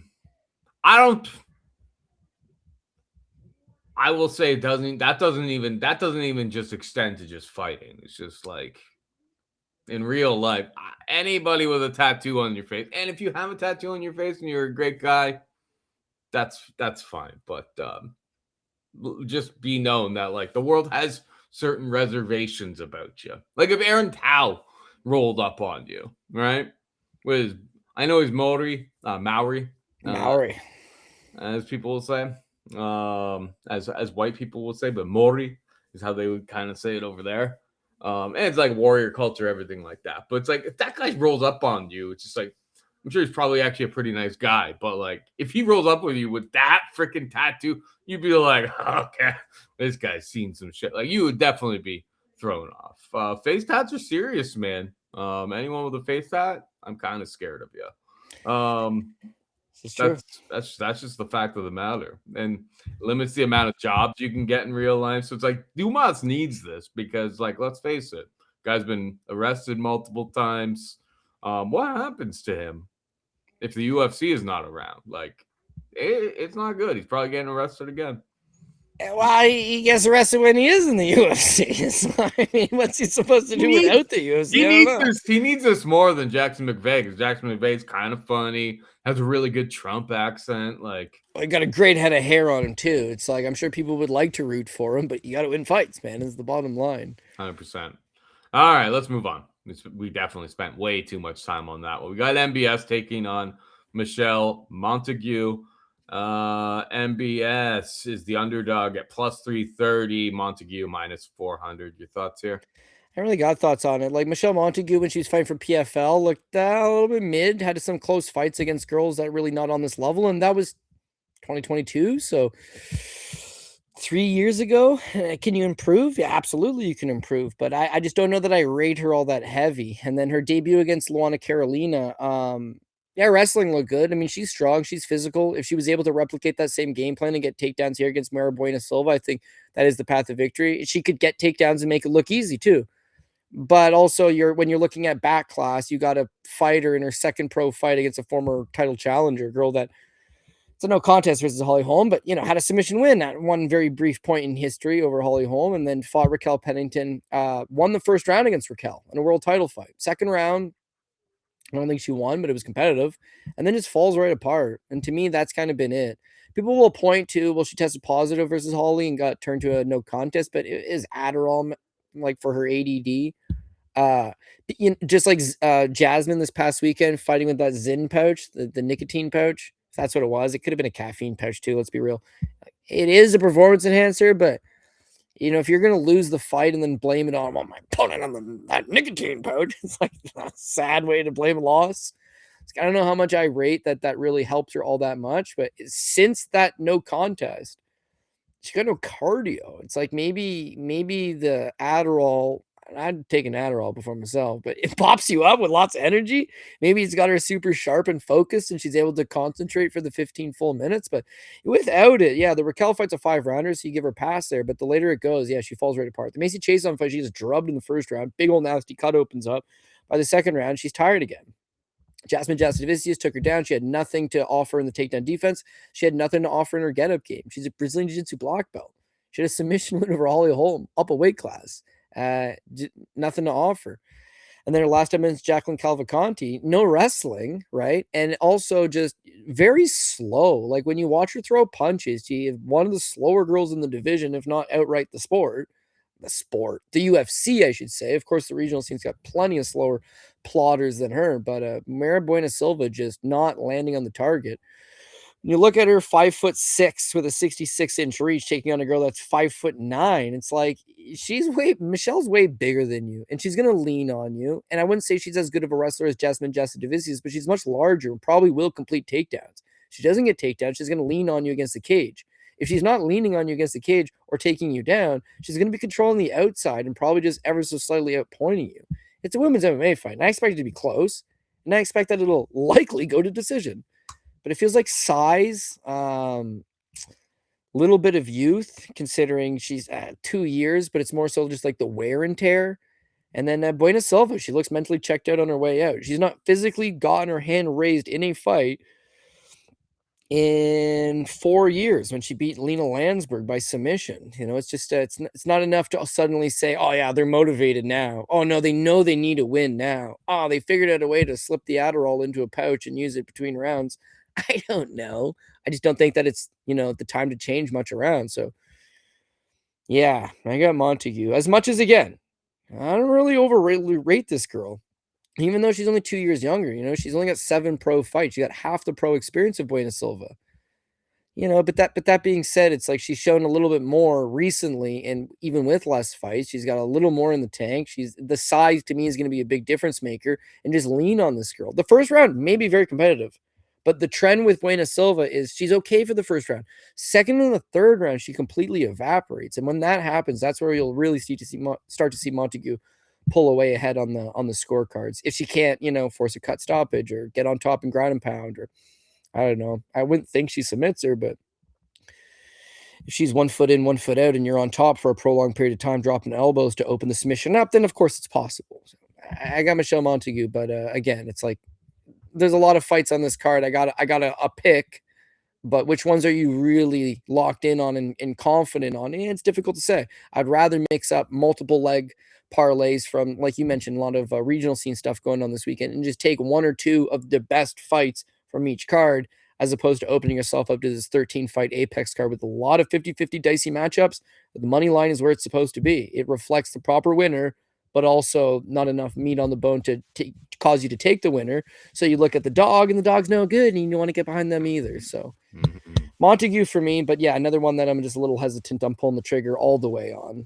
Yeah, there's a less than 0% chance I have Montague in anything this week. There's no chance. Can't fault you. No chance I'm taking -400. And like MBS has looked horrible, particularly since I suppose the Adderall thing, which I mean, if it's prescribed by a doctor for something like that, you think that should be able to use it. I don't know. I don't know what, you know. No, I mean, if a doctor then you get a bronchodilator, you can't use that. Like, there has to be a reason. It seems, I don't know. Seems pretty rough if you actually. That's the problem, is that you have too many fugazi doctors that people. Yeah. The people who don't actually need it are going to use it for the benefits. I mean, there's people use steroids for different things.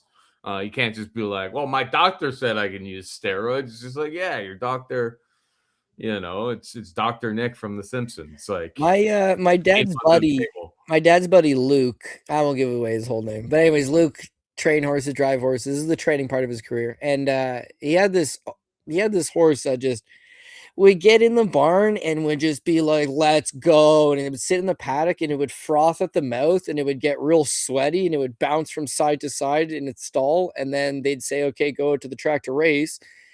And it burnt itself out by the quarter poles, done by the half. It's just like, this horse needs to calm down. But what are you supposed to do? The horse has just this is his personality. It was a female horse. It was a mare. Anyways, this thing was just hot all the time. So, Luke is on antidepressants for himself. He just gives the horse one of these antidepressants. Next week at the races, this horse just sits there, cool as a cucumber. Nobody knows why. Maybe Luke figured something out in the barn. Luke doesn't even really know why. He didn't even know if this thing was going to work or not. He just gave it the human antidepressant pill. This horse went 10 in a row before they caught her on a positive test. Like, just a completely different animal on a human antidepressant. Well, I bet you the horse was not depressed, but the pill just made it chill. Don't worry about it. Took the edge off. When she's not on her Adderall, she's probably overthinking everything. Her mind's bouncing around a mile a minute. Oh my God, I got to walk out. Oh my God, but I'm supposed to warm up. Oh my God, did I remember to turn my oven off before I left my house? Oh my God, where's my, you know what I mean? Like that's what ADD, ADHD really is trouble concentrating. Now you got to concentrate on this task at hand. So I'm sure taking the medication probably just kept her keep even keel. Like most people smoking a spliff, right? It's not like I'm getting high. You get, whoa, man. It's like, just kind of brings you back to like your neutral spot. That probably was her neutral spot. Without it, high anxiety. You know what anxiety does? You know what overthinking things does? Tires you out, man. Same thing with that horse. Same thing with Mayra Bueno Silva. So it's possible that the ADD medication changed everything. And if that's the case, it doesn't matter what the plus money is. It's not enough for me to take the bite. CF up for me, but it's leaning towards that pass. Like, I mean, we're getting to the part of the card where it's like, I don't I don't foresee myself getting too attached. Outside of maybe this fight, Jafel Filho taking on Cody Durden on short notice. Filho's got to be a pretty solid. Wow, minus 650. Okay, maybe less inclined at this point. Filho minus 650, Durden plus 475. I mean, Filho is not really high volume enough for me to feel good about that. Durden is pretty tough, obviously early, but then the cardio falls off a goddamn cliff. So, where are you at with this one? I'm actually shocked to see minus 650. When I left yesterday, there still wasn't odds for this fight because Durden came in on short notice, and I suppose Durden would kind of be one of these guys that you're referring to as, they just answer the call and say yes, and they kind of keep their job on the UFC roster despite Contender Series replacing so many of these guys. Cody Durden's fights are always super, super fun. I mean, Filho probably by sub, but I don't see any props for that yet. It's a little bit, the money line startles me, to be perfectly honest. I get it. I expected Filho to be a favorite. I was thinking more like minus 350, minus 400 maybe, but yeah, I got sticker shock on that minus 650. Literally, just kind of, that was me reading that was like me seeing the number for the first time. Yeah.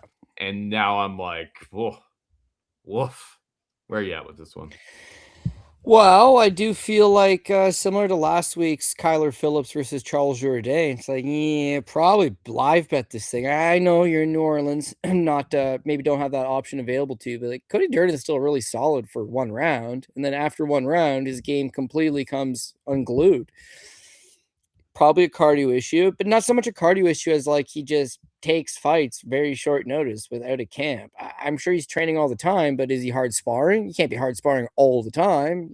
Are you pushing it? Are you wrestling 4 days a week? Like, what's your schedule look like? And then all of a sudden these fights come and he just jumps into it. Now, I don't want to get back into anxiety and all this, but some guys prefer that. When you're training 8 weeks for one guy, it gets in your head. He doesn't have to worry about that. He takes fights on a week's notice. He's managed by Ali Abdelaziz, and sure to God, with a manager of that quality that has those level of connections, you could be getting some better fights maybe, but I don't think he cares. I think he shows up, do his job. He's super tough. He's a former Georgia State wrestler. The guy's blue collar, very, very hard nosed, and he's got a brass pair of cojones on him. He's willing to take anybody, anytime, anywhere, and he means it. He's fought a lot of the division's elite. He's fought Josh Van. He's fought Montague. He's been there. He's done that. Here's what I don't get. He's won one of his last 6 fights. So he's 1-6 over his last 7. One of his last 7 fights, I should have said. He's 1-6 over his last 7 fights. And then almost all of them, Bruno Silva, he takes it short notice. The win over Matt Schnell was actually at 135 pounds because he took it on a week's notice. He fights all of these guys very short notice. Becomes this thing. He fights Alan Nascimento on like 4 days notice. Then he loses to the Alphabet his last time out, Nyem Jargal. And afterwards he says, you know what? I got to go back to the drawing board and reassess. And I know I'm going to win one more fight. He's basically saying my retirement's coming up. But I know I'm not going to lose like this. I'm not going to retire on a 4-fight losing streak. I'm not going to have the lasting memory of me to my fans or my friends and family of me losing and being disappointed. Like, I'm going to buckle down and I am going to change some things. And I'm going to come back and I'm going to get that win. He's like, yeah, Cody Durden, you do that. So this past weekend, Alan Nascimento is supposed to fight. Mitch Raposo gets a tummy ache. He's out.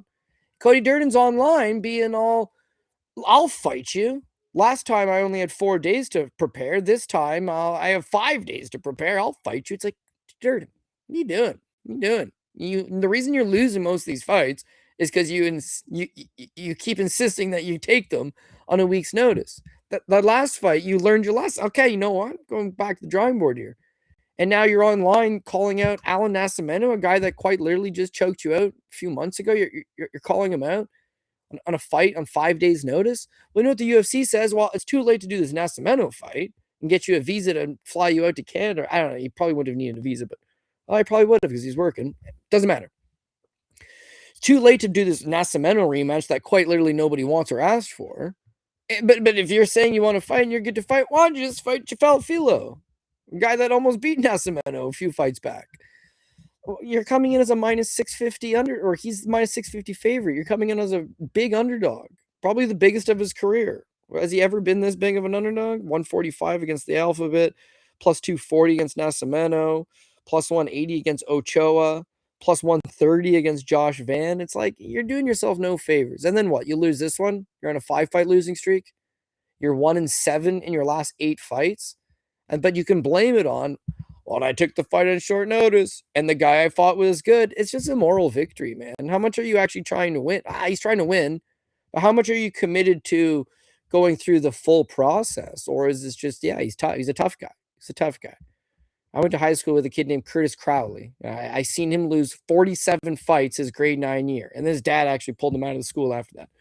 One, I never seen anybody go 0-47 before, but also the guy did not care. I seen him lose 2 fights in the same day all the time, where it's like you'd beat him up, and then as you're leaving, he'd get up and be like, "What, you bitch? Is that all you got? You pussy?" And then you know what they'd do? They'd be like, they'd come to beat him up. Their friend would be like, Johnny, you just kicked his ass. Like, don't fight him. Don't fight. He'd be like, yeah, your boy's a bitch too. And then the guy's boy would come back and beat Curtis Crowley up. He just didn't care. It was tough. It wasn't a winner. Cody Durden's tough. No one's saying anything about it. And when you look at his wins, guy's got a win over Charles Johnson. He's low-key, some decent wins over Jake Hadley. Carlos Mota's awful, but Jake Hadley, Charles Johnson, Orichi Lang, who, of course, I do have a soft spot for. It's not like he's bad. His losses are to world-class guys. Competitive against Josh Van. Took the first round, potentially. I thought he lost at the end against Ochoa, but was really good the first 4 minutes. Took the first round against Alan Nascimento. He's capable of competing. It's just the longer it goes, it's no good. So his last fight, he went 3 for 6 on takedowns in the first round. And he tired after the first round. But like you can see, it's like if he's got 5 minutes of cardio, he's not looking to stretch it. He's looking to use it all at once. So this fight with Jafel Filho, you're absolutely right. Jafel Filho is like criminally low volume. Like it almost makes you really not want to bet the guy. He lands less than 2 significant strikes per minute. So that's not a good sign. But his submission game is nasty. And his grappling, like his takedowns, are really not so bad either. His fight with Alan Nascimento, he got 4 takedowns. He dominated the first round, mounted, got a lot of good spots. The second and the third round, he got the takedowns in those rounds too. But he tries to take the back and he goes too high up. Well, against a high-level BJJ black belt like Alan Nascimento, going a little too high in a back take, that's all it takes for him to reverse, get on top. You're not going anywhere. But he did get nice takedowns, and certainly in the first round, his grappling looked tight. It's more so that last fight with Clayton Carpenter. Clayton Carpenter also comes from a wrestling background. He's faster, he's more athletic, he's more agile, he's better than Cody Durden. And he took him down immediately and then subbed him with a Kimura. I see it going down the same thing. Why I mentioned the live betting angle is that Durden's still stocky, he's tough, he's got that Georgia State background, the wrestling championship. For the first 5 minutes, he may sprawl the takedowns. And if he's sprawling the takedowns and he's keeping it up, he's got the better striking. Better striking by way of he's going to throw more. He's going to be aggressive. He's going to come forward. He's got a nice little right hand that he's going to hide behind some of that forward pressure and tag Jafel Filho up a little bit. But then it's going to be a fight that Cody Durden took on a week's notice. He'll get hit with a foot sweep or something cheeky in the second round. And as soon as it hits the ground, he's going to have Filho on his back. If he gets caught in the choke, he gets caught in the choke. If he doesn't, he's going to get controlled. And it'll be the same thing in the third round as well. So, yeah, I like the guy. I got a lot of respect for the guy. But you can't blindly bet a guy who's 1-6 in his last 7 fights just because he's got heart. And he doesn't have heart. He's got balls. When the going gets tough, he usually does find a way out. And so for that reason, I just can't. The minus 650 on Filho, you probably can't bet that either. Let's be real. It's not a bettable line, but it's still not good enough for me to take plus money on Cody Durden. I'd rather pass altogether. Or figure out something to do some other way. He's way too low volume. You can't bet minus 650. Nah, man. In a flyweight fight, you're asking for it. If you're betting live, then you may miss like a Filho sub round 1. I mean, Filho's sub seems to be like what I forecast this, but it's like Durden's probably gonna have success in round 1 against just about everybody. He's a tough guy. Super tough. in round one, but it's like eventually he falls into something. Eventually that neck is left exposed.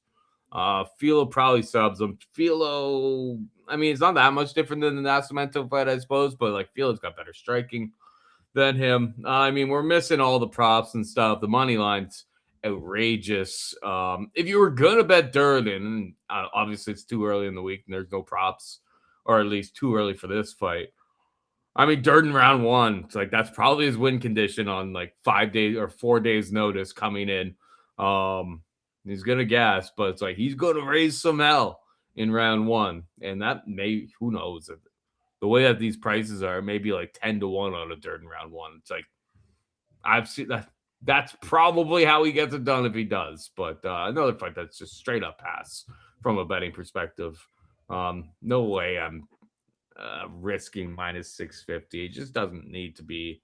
I don't need to force action at every single fight here. I'm not the one building the PRP here. People, if Filho, people aren't going to watch the show, Cody, and if Filho ends up being the guy who takes the proverbial dump in the apple pie, was he minus 650? They never listen to the show, but they will react after the fact. But it's like, Durden's dangerous, at least early in fights. So I'd be careful with that one. That's it. Francis Marshall takes on Lucas Brennan. Another minus 600 favorite. Brennan could be at plus 460. You got to take here. Yeah, I think Francis Marshall absolutely wrecks him, but just like that last fight with Jafel Filho, it's a big number. It's a number I'm willing to play. I like it way better than I like Jafel Filho, but what can you really make off a giant money line like that, Paul? So Lucas Brennan, he's been around his whole life when you consider his dad's Chris Brennan, the West Side Strangler, and his dad was the man, like fought for the UFC, fought for Pride, had a win over Joe Stevenson prior to the Ultimate Fighter win, like championship. He was just like an OG badass, known for his submission grappling, high-level BJJ black belt, did well in competitions, California guy, ended up in Texas, but Chris Brennan was the man. And so when it turns out that he's got this kid, went undefeated as an amateur, and then made his pro debut at 19 years old, Bellator scooped him up immediately. Pro debut at 19, Chris Brennan's kid, been doing jiu-jitsu his entire life, wrestled in Texas in high school. It was like, oh, buddy, I'm in on this. And just no, never really panned out. First of all, this is not a shot at Texas. Love Texas. Texas is ranked as like one of the worst states for wrestling. You play football or you do professional wrestling. I mean, amateur wrestling is not so hot down there. So his high school wrestling background, he's not a state champion. He's not a guy that even wrestled at state. He had no real, no real notable accomplishments. It's just, yeah, he's a jiu-jitsu guy. His dad was a pro fighter. Seems like the smart thing to do to wrestle in high school, which he did. Watching him in Bellator, his first, I think he went 7-0 to start his career, 6 submissions. Sorry, 6 finishes, 1 TKO, 5 submissions, and 5 of them in the first round. So, like, he's a jiu-jitsu guy, and his jiu-jitsu's good. If he falls on something, he's going to snatch it up, but they're trying to work with him. They're trying to build him up, and his problem is that he cannot strike, and he's got no physicality. Like, I would compare him to a Chase Hooper, but, like, Chase Hooper's got a little pop in his punches, and, like, he can take you down. His wrestling's not abysmal, whereas, like, Lucas Brennan, he shoots and it's like he gets stonewalled and just gives up on it. His striking is very rinky-dink. He's got no jab. He doesn't sit down on any of his punches. He's not real power. Jiu-jitsu is good, though. I'm sure I've mentioned that already. If he ends up on top of you, it's going to be a problem. The thing is that he has trouble getting on top because the wrestling's not there. And then if he can take you down, the striking certainly is not there. He loses his the Weber Almeida fight, Bellator 298. Okay, this one's a great example of that. The first round, he doesn't even come close to getting a takedown. He doesn't even shoot takedowns. He just literally stares at him and gets beat up. Second round, he stares at him and gets beat up. The third round, he's most definitely lost the first 2 rounds. Weber like punches and ducks his head, and this kid just throws a lazy knee up the middle, and it smokes Almeida clean, knocks him out. It was like a big come from behind victory, considering he did absolutely nothing for the first 2 rounds and then managed to snatch up victory from the jaws of defeat in the third of a fight he had done nothing in. That false sense of this kid's good, it followed him right after the Almeida fight. His very next fight, he was a minus 1,600 favorite over Dimitri Ivy in the PFL. He was undefeated. He was a minus 1,600 favorite. He doesn't do anything. No takedowns. Jiu-jitsu's not that good. Striking is non-existent. He loses a unanimous decision. Ivy went on to lose his next 2 fights. And then he fights Mauricio Gomez, who was 4-0. Loses a split decision. Looks abysmal. Gomez, and I like Gomez, but Gomez has since gone 1-2. You're not even beating regional show guys in Fury FC. Your striking does not gotten any better. His wrestling has not gotten any better. And part of that is, and I mentioned this already, is it's the lack of physicality. So, like, even if you're working on your wrestling technique, it's like if you can't drive through, if you can't pick the guy up, if you can't outmuscle him if need be, it becomes, you got to have spectacular technique for the wrestling if you're not going to use any type of muscle whatsoever. It's got to be all lever. He just doesn't have it. For the striking, it's like a guy hits you, you hit him back. You hope to get a little respect. Oh, he's watching out for my left hook. He's watching out for my right hand. Ooh, I stung him with that one. That'll cause him a little bit of concern. Maybe he won't crash the pocket so eagerly next time. If you don't have the power of the physicality, they don't care. They start walking through your punches. That's what he's become. Now, I understand he's coming off back-to-back wins for XKO. They fight in a square cage, local Texas promotion. Josh Williams is a UFC vet. I wouldn't say it's a quality win, but still, submitted a UFC vet. A couple first-round rear naked chokes. That's him at his best. Grabs a hold of you, falls to the back, puts the hooks in, grabs the choke. If he's capable of doing that, yeah, he's a problem. But it's everything else. I'm not seeing it. Now, Francis Marshall, he wrestled in college, right? He comes from a real wrestling background. He trained with Kurt Batman Pellegrino in New Jersey for the early portion of his career. His jiu-jitsu is not bad, but he plateaus. He plateaus in New Jersey. So after he lost to Isaac Delgarian, after he squeaked out Dennis Bazookia, he left and he went to Killcliff. And the word in Killcliff is like he's improved a lot. He's in excellent shape. Kid's still only 27 years old, so Lucas Brennan's only 25. Maybe he's getting better. No, Francis Marshall's the real prospect. He's only 27. He's training at a good gym. He's getting quality looks in. He's got a real boxing coach. Like Lucas Brennan's, his boxing coach Manny is Johnny Bedford's old boxing coach. I had dinner with the guy one time in Alberta. Super good dude. But like, you got one boxing coach. You got no real sparring partners. You're not working with any UFC talent guys. You just jiu-jitsu and trying to fill in the other pieces. I don't feel like Francis Marshall is in the same boat. He's actually making the improvements. His last 2 fights, he fought Marion Santos. You know how I feel about that one. I had a lot of money on Marion Santos, and I stick by. I thought Marion Santos won.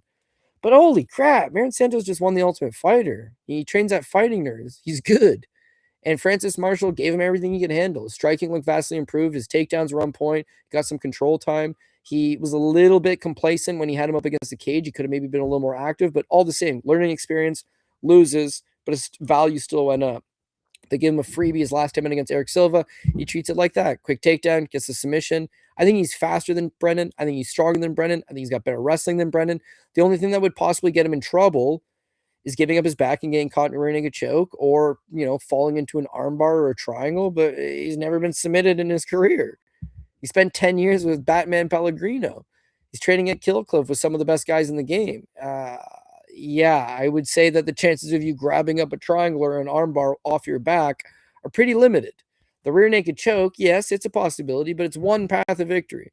Not, what's the path of victory, Paul? Well, he could out-grapple him or he could land a punch. The path of victory is he got to take the back and got to put in 2 hooks and got to get a body triangle and got to hold on and got to hope you get the choke because the chances of you falling on his back again in round 2 are probably not as likely.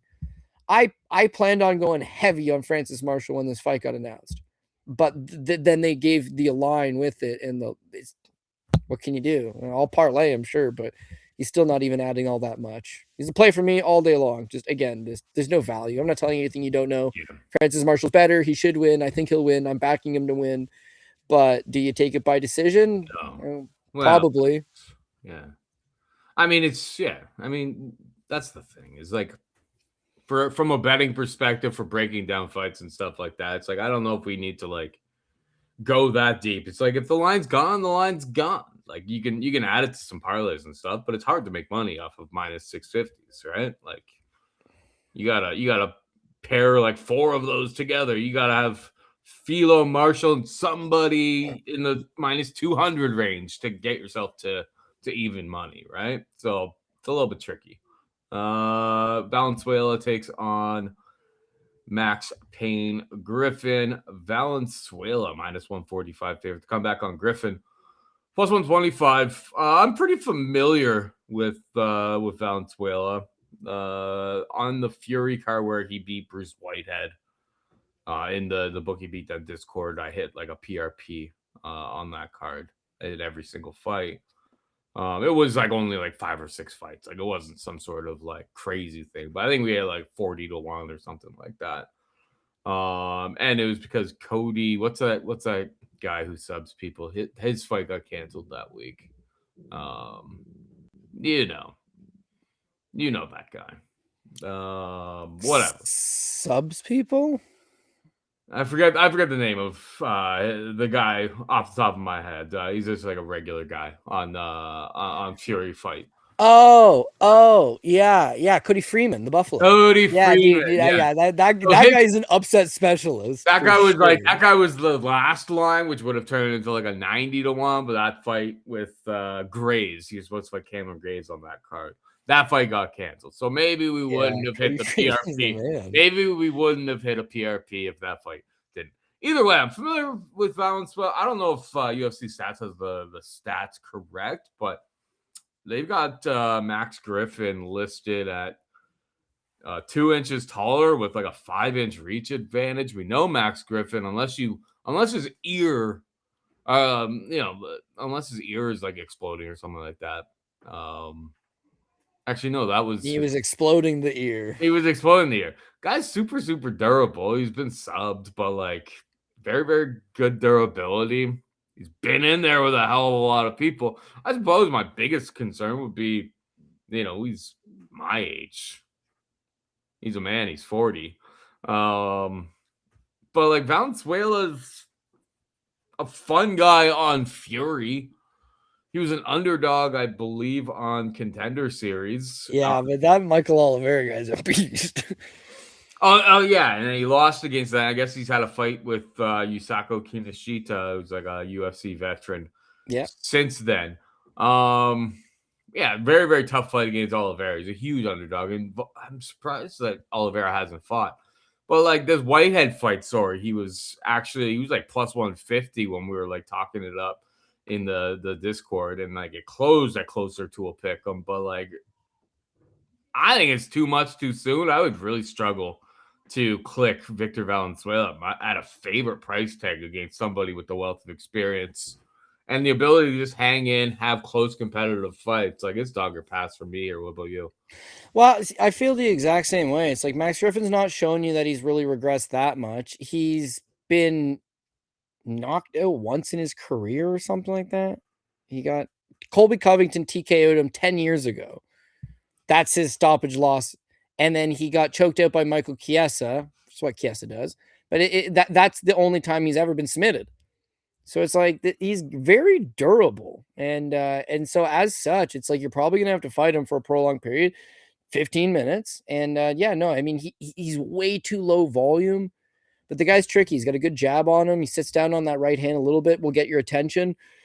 Kind of matadors around and he fights to his opponent's level. But, 4 fights back, he goes the distance with Michael Morales. Like that aged pretty well. He's fought Neil Magny to a split decision. He's fought Tim Means to a decision. He fought Chris Curtis to a split decision. And that was just his most recent outing. It's like, if you only land 60, he's only going to land 62. If you land 30, you're going to land 32. Like he kind of just fights to the level of his opponent. But he's durable. He's a veteran. He's got way more experience. And I think that, he probably does have an ability to maybe just stay to the outside, try to keep it technical, try to fight long and try to outpoint Victor Valenzuela, who's a little more lumbering. But yeah, it's more so that he's 40 years old, which I think we're always a little hesitant to get behind. He's lost his last 2 fights. He's low volume. He's always been low volume. And then for Victor Valenzuela, it's a little harder to predict how he's going to come out because he's usually pretty hyper aggressive. And, you mentioned the Bruce Whitehead fight where he knocks him out, but he's got a knockout win over Shinzo Anzai and Yasuko Kinoshita. So they're both UFC veterans. They combine for a 1-5 record in the promotion, but he's fought 2 UFC vets and he's TKO'd both of them. He was training at MMA Masters in Florida for a while. Now he's training at, the name escapes me, but Hamzat Chimaev and Brandon Allen are there. It's like a private training facility. Anyways, he's been training with Chimaev. He's Chimaev's buddy. They have dinner and whatnot. And he's been training specifically with Chimaev and Brendan Allen. So I feel like at 32 years old, he's 8 years younger. He definitely wallops, like he packs a shot, and he's probably going to come in good shape, push a pace, and just outwork you. His volume's slightly higher than Max Griffin, so if it ends up being a decision, he should be landing a little bit more. And I don't know. I feel like where Michael Oliveira was able to turn his lights out, that's the first time he had lost in a decade. And Michael Oliveira hits insanely hard. Max Griffin not really known for his power punching as much as he's a technical guy that fights long. So if you're not going to get buried out of that from that big shot, you're probably the one absorbing those power shots. And feels like Victor may be the one coming forward and being a little more aggressive. 8 years younger. It's all stuff that I would love if I could get him at short plus money. But he's not short plus money. He's the favorite. And so I'm a little bit puzzled as well. A debuting guy that lost his fight in the Contender Series versus a tenured vet that's fought 18 times in the UFC. But yeah, again, and I know it sounds cliche, you and I discuss this all the time, and it is a young man's game. He's 8 years younger. That in itself is the biggest advantage. You try to book a good guy versus a bad guy, but the bad guy's 8 years younger. That suddenly makes it a bit of an equalizer. I'm not saying Victor Venezuela is bad. He's not on Max Griffin's level. But what is Max Griffin's level? Because it's constantly going lower and lower every time you see him. That last fight with Chris Curtis is a split decision, but it's a bad performance from both guys. You know, they spend way too much time waiting for their opponent to engage, to lead the dance, so to speak. Whereas I don't think Venezuela is going to have any trouble at all. He's aggressive. He comes forward. He's got leg kicks that are going to be highly effective because Griffin's got a high stance. But will it be close and competitive and likely go to decision and likely be a split? Yeah, I see it with Griffin all the time. Okay, well, if you know it's going to go to decision and it's going to be close and it's going to be a split, why wouldn't you dog your pass and just take Griffin? He's plus money. I get that. I get that argument. Those are arguments I've made many times in the past myself. Just don't know if I can personally get there. So, as of right this very moment, I'll take Victor Venezuela, but I could reel back on that thing and change my outlook depending on how weigh-ins look.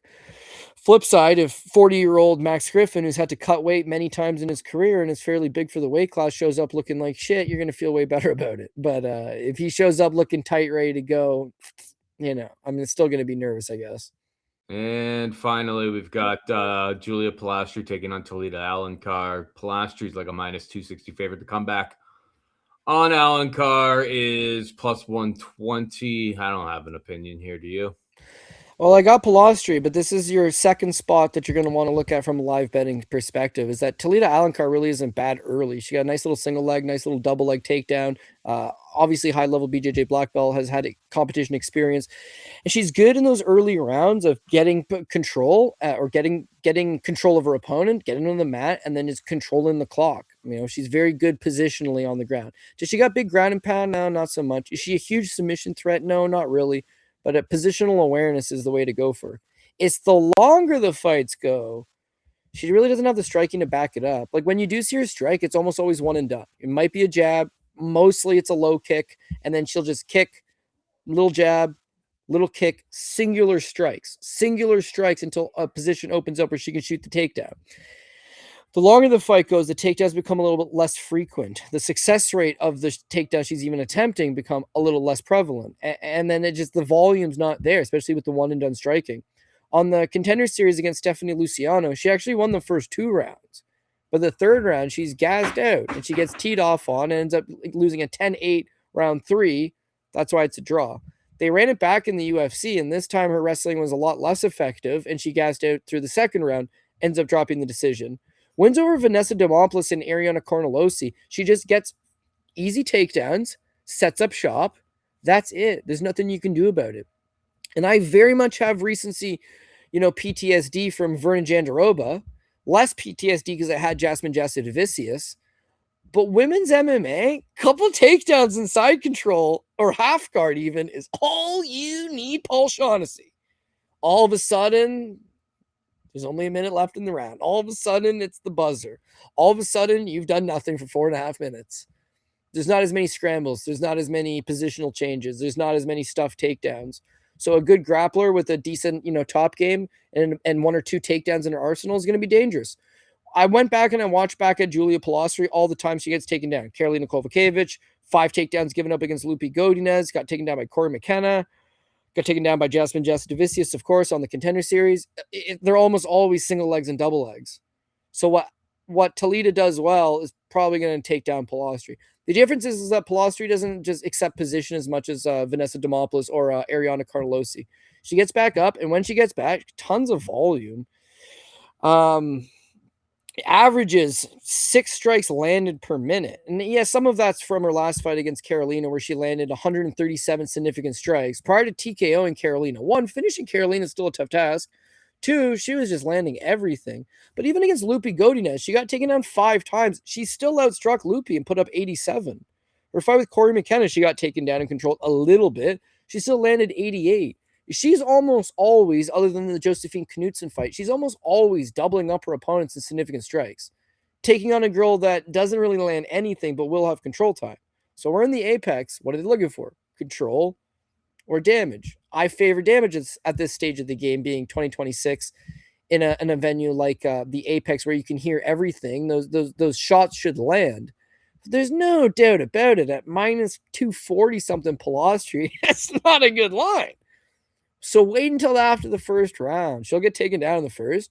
She'll give up 2-3 minutes of control time. She'll start to make some adjustments, but she'll lose the first round. The second round is where I think she's going to wake up and be like, okay, I got to stuff more of these takedowns than not. Make her work. Keep the work rate up. Got to have it 1-1 going into the third. If it's 1-1 going into the third, Pilastri's money. She's down 0-2 going into the third. She still could be money. She just TKO'd Karolina Kovacevic. Like, we're talking about a girl that got 10-8'd by Luciano on the Contender Series. Like, Alencar could very well fall apart under heavy pressure, but that heavy pressure is not going to happen in round 1. It's going to happen the longer the fight goes. She's 35 years old, BJJ fighter. She doesn't want to be eating elbows from top position. She doesn't want to be, in a grindy type fight. She doesn't want to be getting hit 100 times significantly. So it's all about just figuring out how to keep this fight upright, and that she should do well. But there are a lot of fights. I hate to bring it back up because I'm sure I've mentioned it a few times now, but similar to Kyler Phillips versus Charles Jourdain. It's more so Kyler Phillips always wins the first round, and it's less of that, sorry. It's more the takedowns. Charles struggles against takedowns. Phillips is a decent wrestler. The game's going to change after the first round. So, do you want to bet pre-fight flop Charles Jourdain is the favorite? Or do he's going to lose the first round and you can chase some plus money on him? He never really got great in the live betting market. I think even the lines knew, all right, Phillips does what Phillips does, and this thing will be, trending in Charles Jourdain's in his path, but it was still a close competitive fight. Phillips got a second win in the third. He still landed heavy shots. Nothing in this game is easy, but you're going to feel a lot better about that ticket in the live betting market than the pre-fight flop being down around right off the hop. So I actually like Alencar. I've backed Alencar in a lot of her other fights. As much as it's very boring when you got money riding on it, it's highly entertaining to win. Trust me, winning is always more entertaining than losing, and I'm down. This fight with Pilastri just seems a little bit tricky because Pilastri's a way more aggressive, good at scrambles, doesn't accept a whole lot of position on the ground, and should be landing the bigger shots. And it's not a venue where it's going to be drowned out. It's the Apex. They're probably looking at who's landing shots. So don't like it. Women's MMA price tag's too big for me. There's a clear path of victory for the losing fighter or the B-side fighter. It's hard to get excited about it. This is a card that's very hard to get excited about, because it's mostly fighters they contractually owe a fight to. Guys that may look like they could get cut. Fighters with losing records. A couple of them are 40 years old. I think just Griffin's 40 years old. No, Bueno Silva is. She's not even 40. You'd think she is, but she's 34. Woof. But Rodolfo Vieira is sadly only 36. I don't know why these Brazilians seem like they're so much older. None of that matters. It's a quickly tossed together card by the UFC. And so, to stand here on a very strong standpoint and say, I like 3, 4, 5 of these picks, not so much. I like 2. I like 3, for parlay purposes. We're going to lock in a top line for a top 2 lines, hoping to hit that certainly. And then of course, Paul, we're going to try our best to hit that PRP because this week it would pay quite well. Now, there are some big favorites, but outside of them, there's a couple of these even money fights that'll help bring up the total. So just got to leave it up to the MMA gods and see what they got in store for us. But I'll be watching it all the same. You'll be having a good time on Bourbon Street. I'll be having a good time watching Joselyne Edwards and Norma Dumont in a UFC co-main event. Just the way it is, Paul. But of course, winning would feel a lot better about how you spent your night instead of losing money and spending 5 hours watching this, flying under the radar fight night event. Yeah, I probably won't even have any idea whether I won or lost until I wake up on Sunday morning, to be perfectly honest with you. All right, we're just about out of time. But before we go, we almost went 2 hours here, Code. We said fast, and it didn't happen. But that's just the way. That's the way it goes. That's the way it goes with this. But I want to hit the pool. I want to hit a PRP even more. So why don't you hit them with that? A couple of these could shift, but for right now, we are going with Youssef Zalal, Norma Dumont, Alexander Hernandez. I'm going with Adrian, Luna, Martinetti, Raoni Barcelos, Marcus Buchecha, Rodolfo Vieira, Jackson McVey, Michelle Montague, Jafel Filho, Francis Marshall, Victor Venezuela, and Julia Palastri. If you lose on Palastri and Victor Venezuela right off the hop, don't even try to rebuild. They shouldn't be key points for you. This is that type of card where you could be feeling good and something blows up, or you could be feeling bad and catch a bit of luck. Who knows? But yeah, it's up in the air now, Paul. So we'll tune in Saturday night to find out. And then for you, yeah, good luck. Hopefully you have better luck in the casino than you maybe do hoping on Cody Durden's gas tank or some long shot thing that who knows will happen or not. Yeah, people are always like, oh, well, yeah, there's the casino. It's like when you go down to Vegas. Like, I think what people don't really understand is like the gambling, like the online gambling situation up in Canada was actually pretty great. Like there's tons of books, there's tons of options and stuff.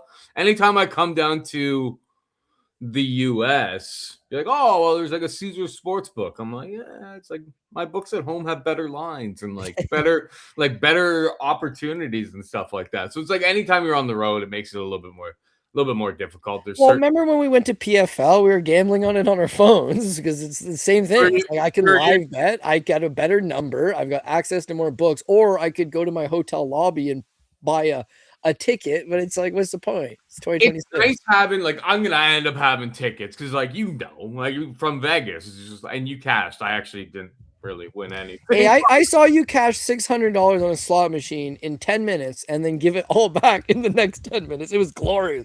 It was crazy how quick it happens. But that's gambling in a nutshell. So sometimes you're up, sometimes you're down. You never know what's going to happen. For sports betting, having those paper tickets and then having somebody give you cash over the cash, there's something to it. It feels way more real, but also like, it's a lot easier to move money around and everything like that online. So, but yeah, like having that physical ticket, going up to the window, watching them count the hundreds, like there's something to that. It feels a lot more real, feels more like you're winning rather than just like, oh, my balance went up on my sports book. So I love it. I think it's great, but it's like, it also hinders my game.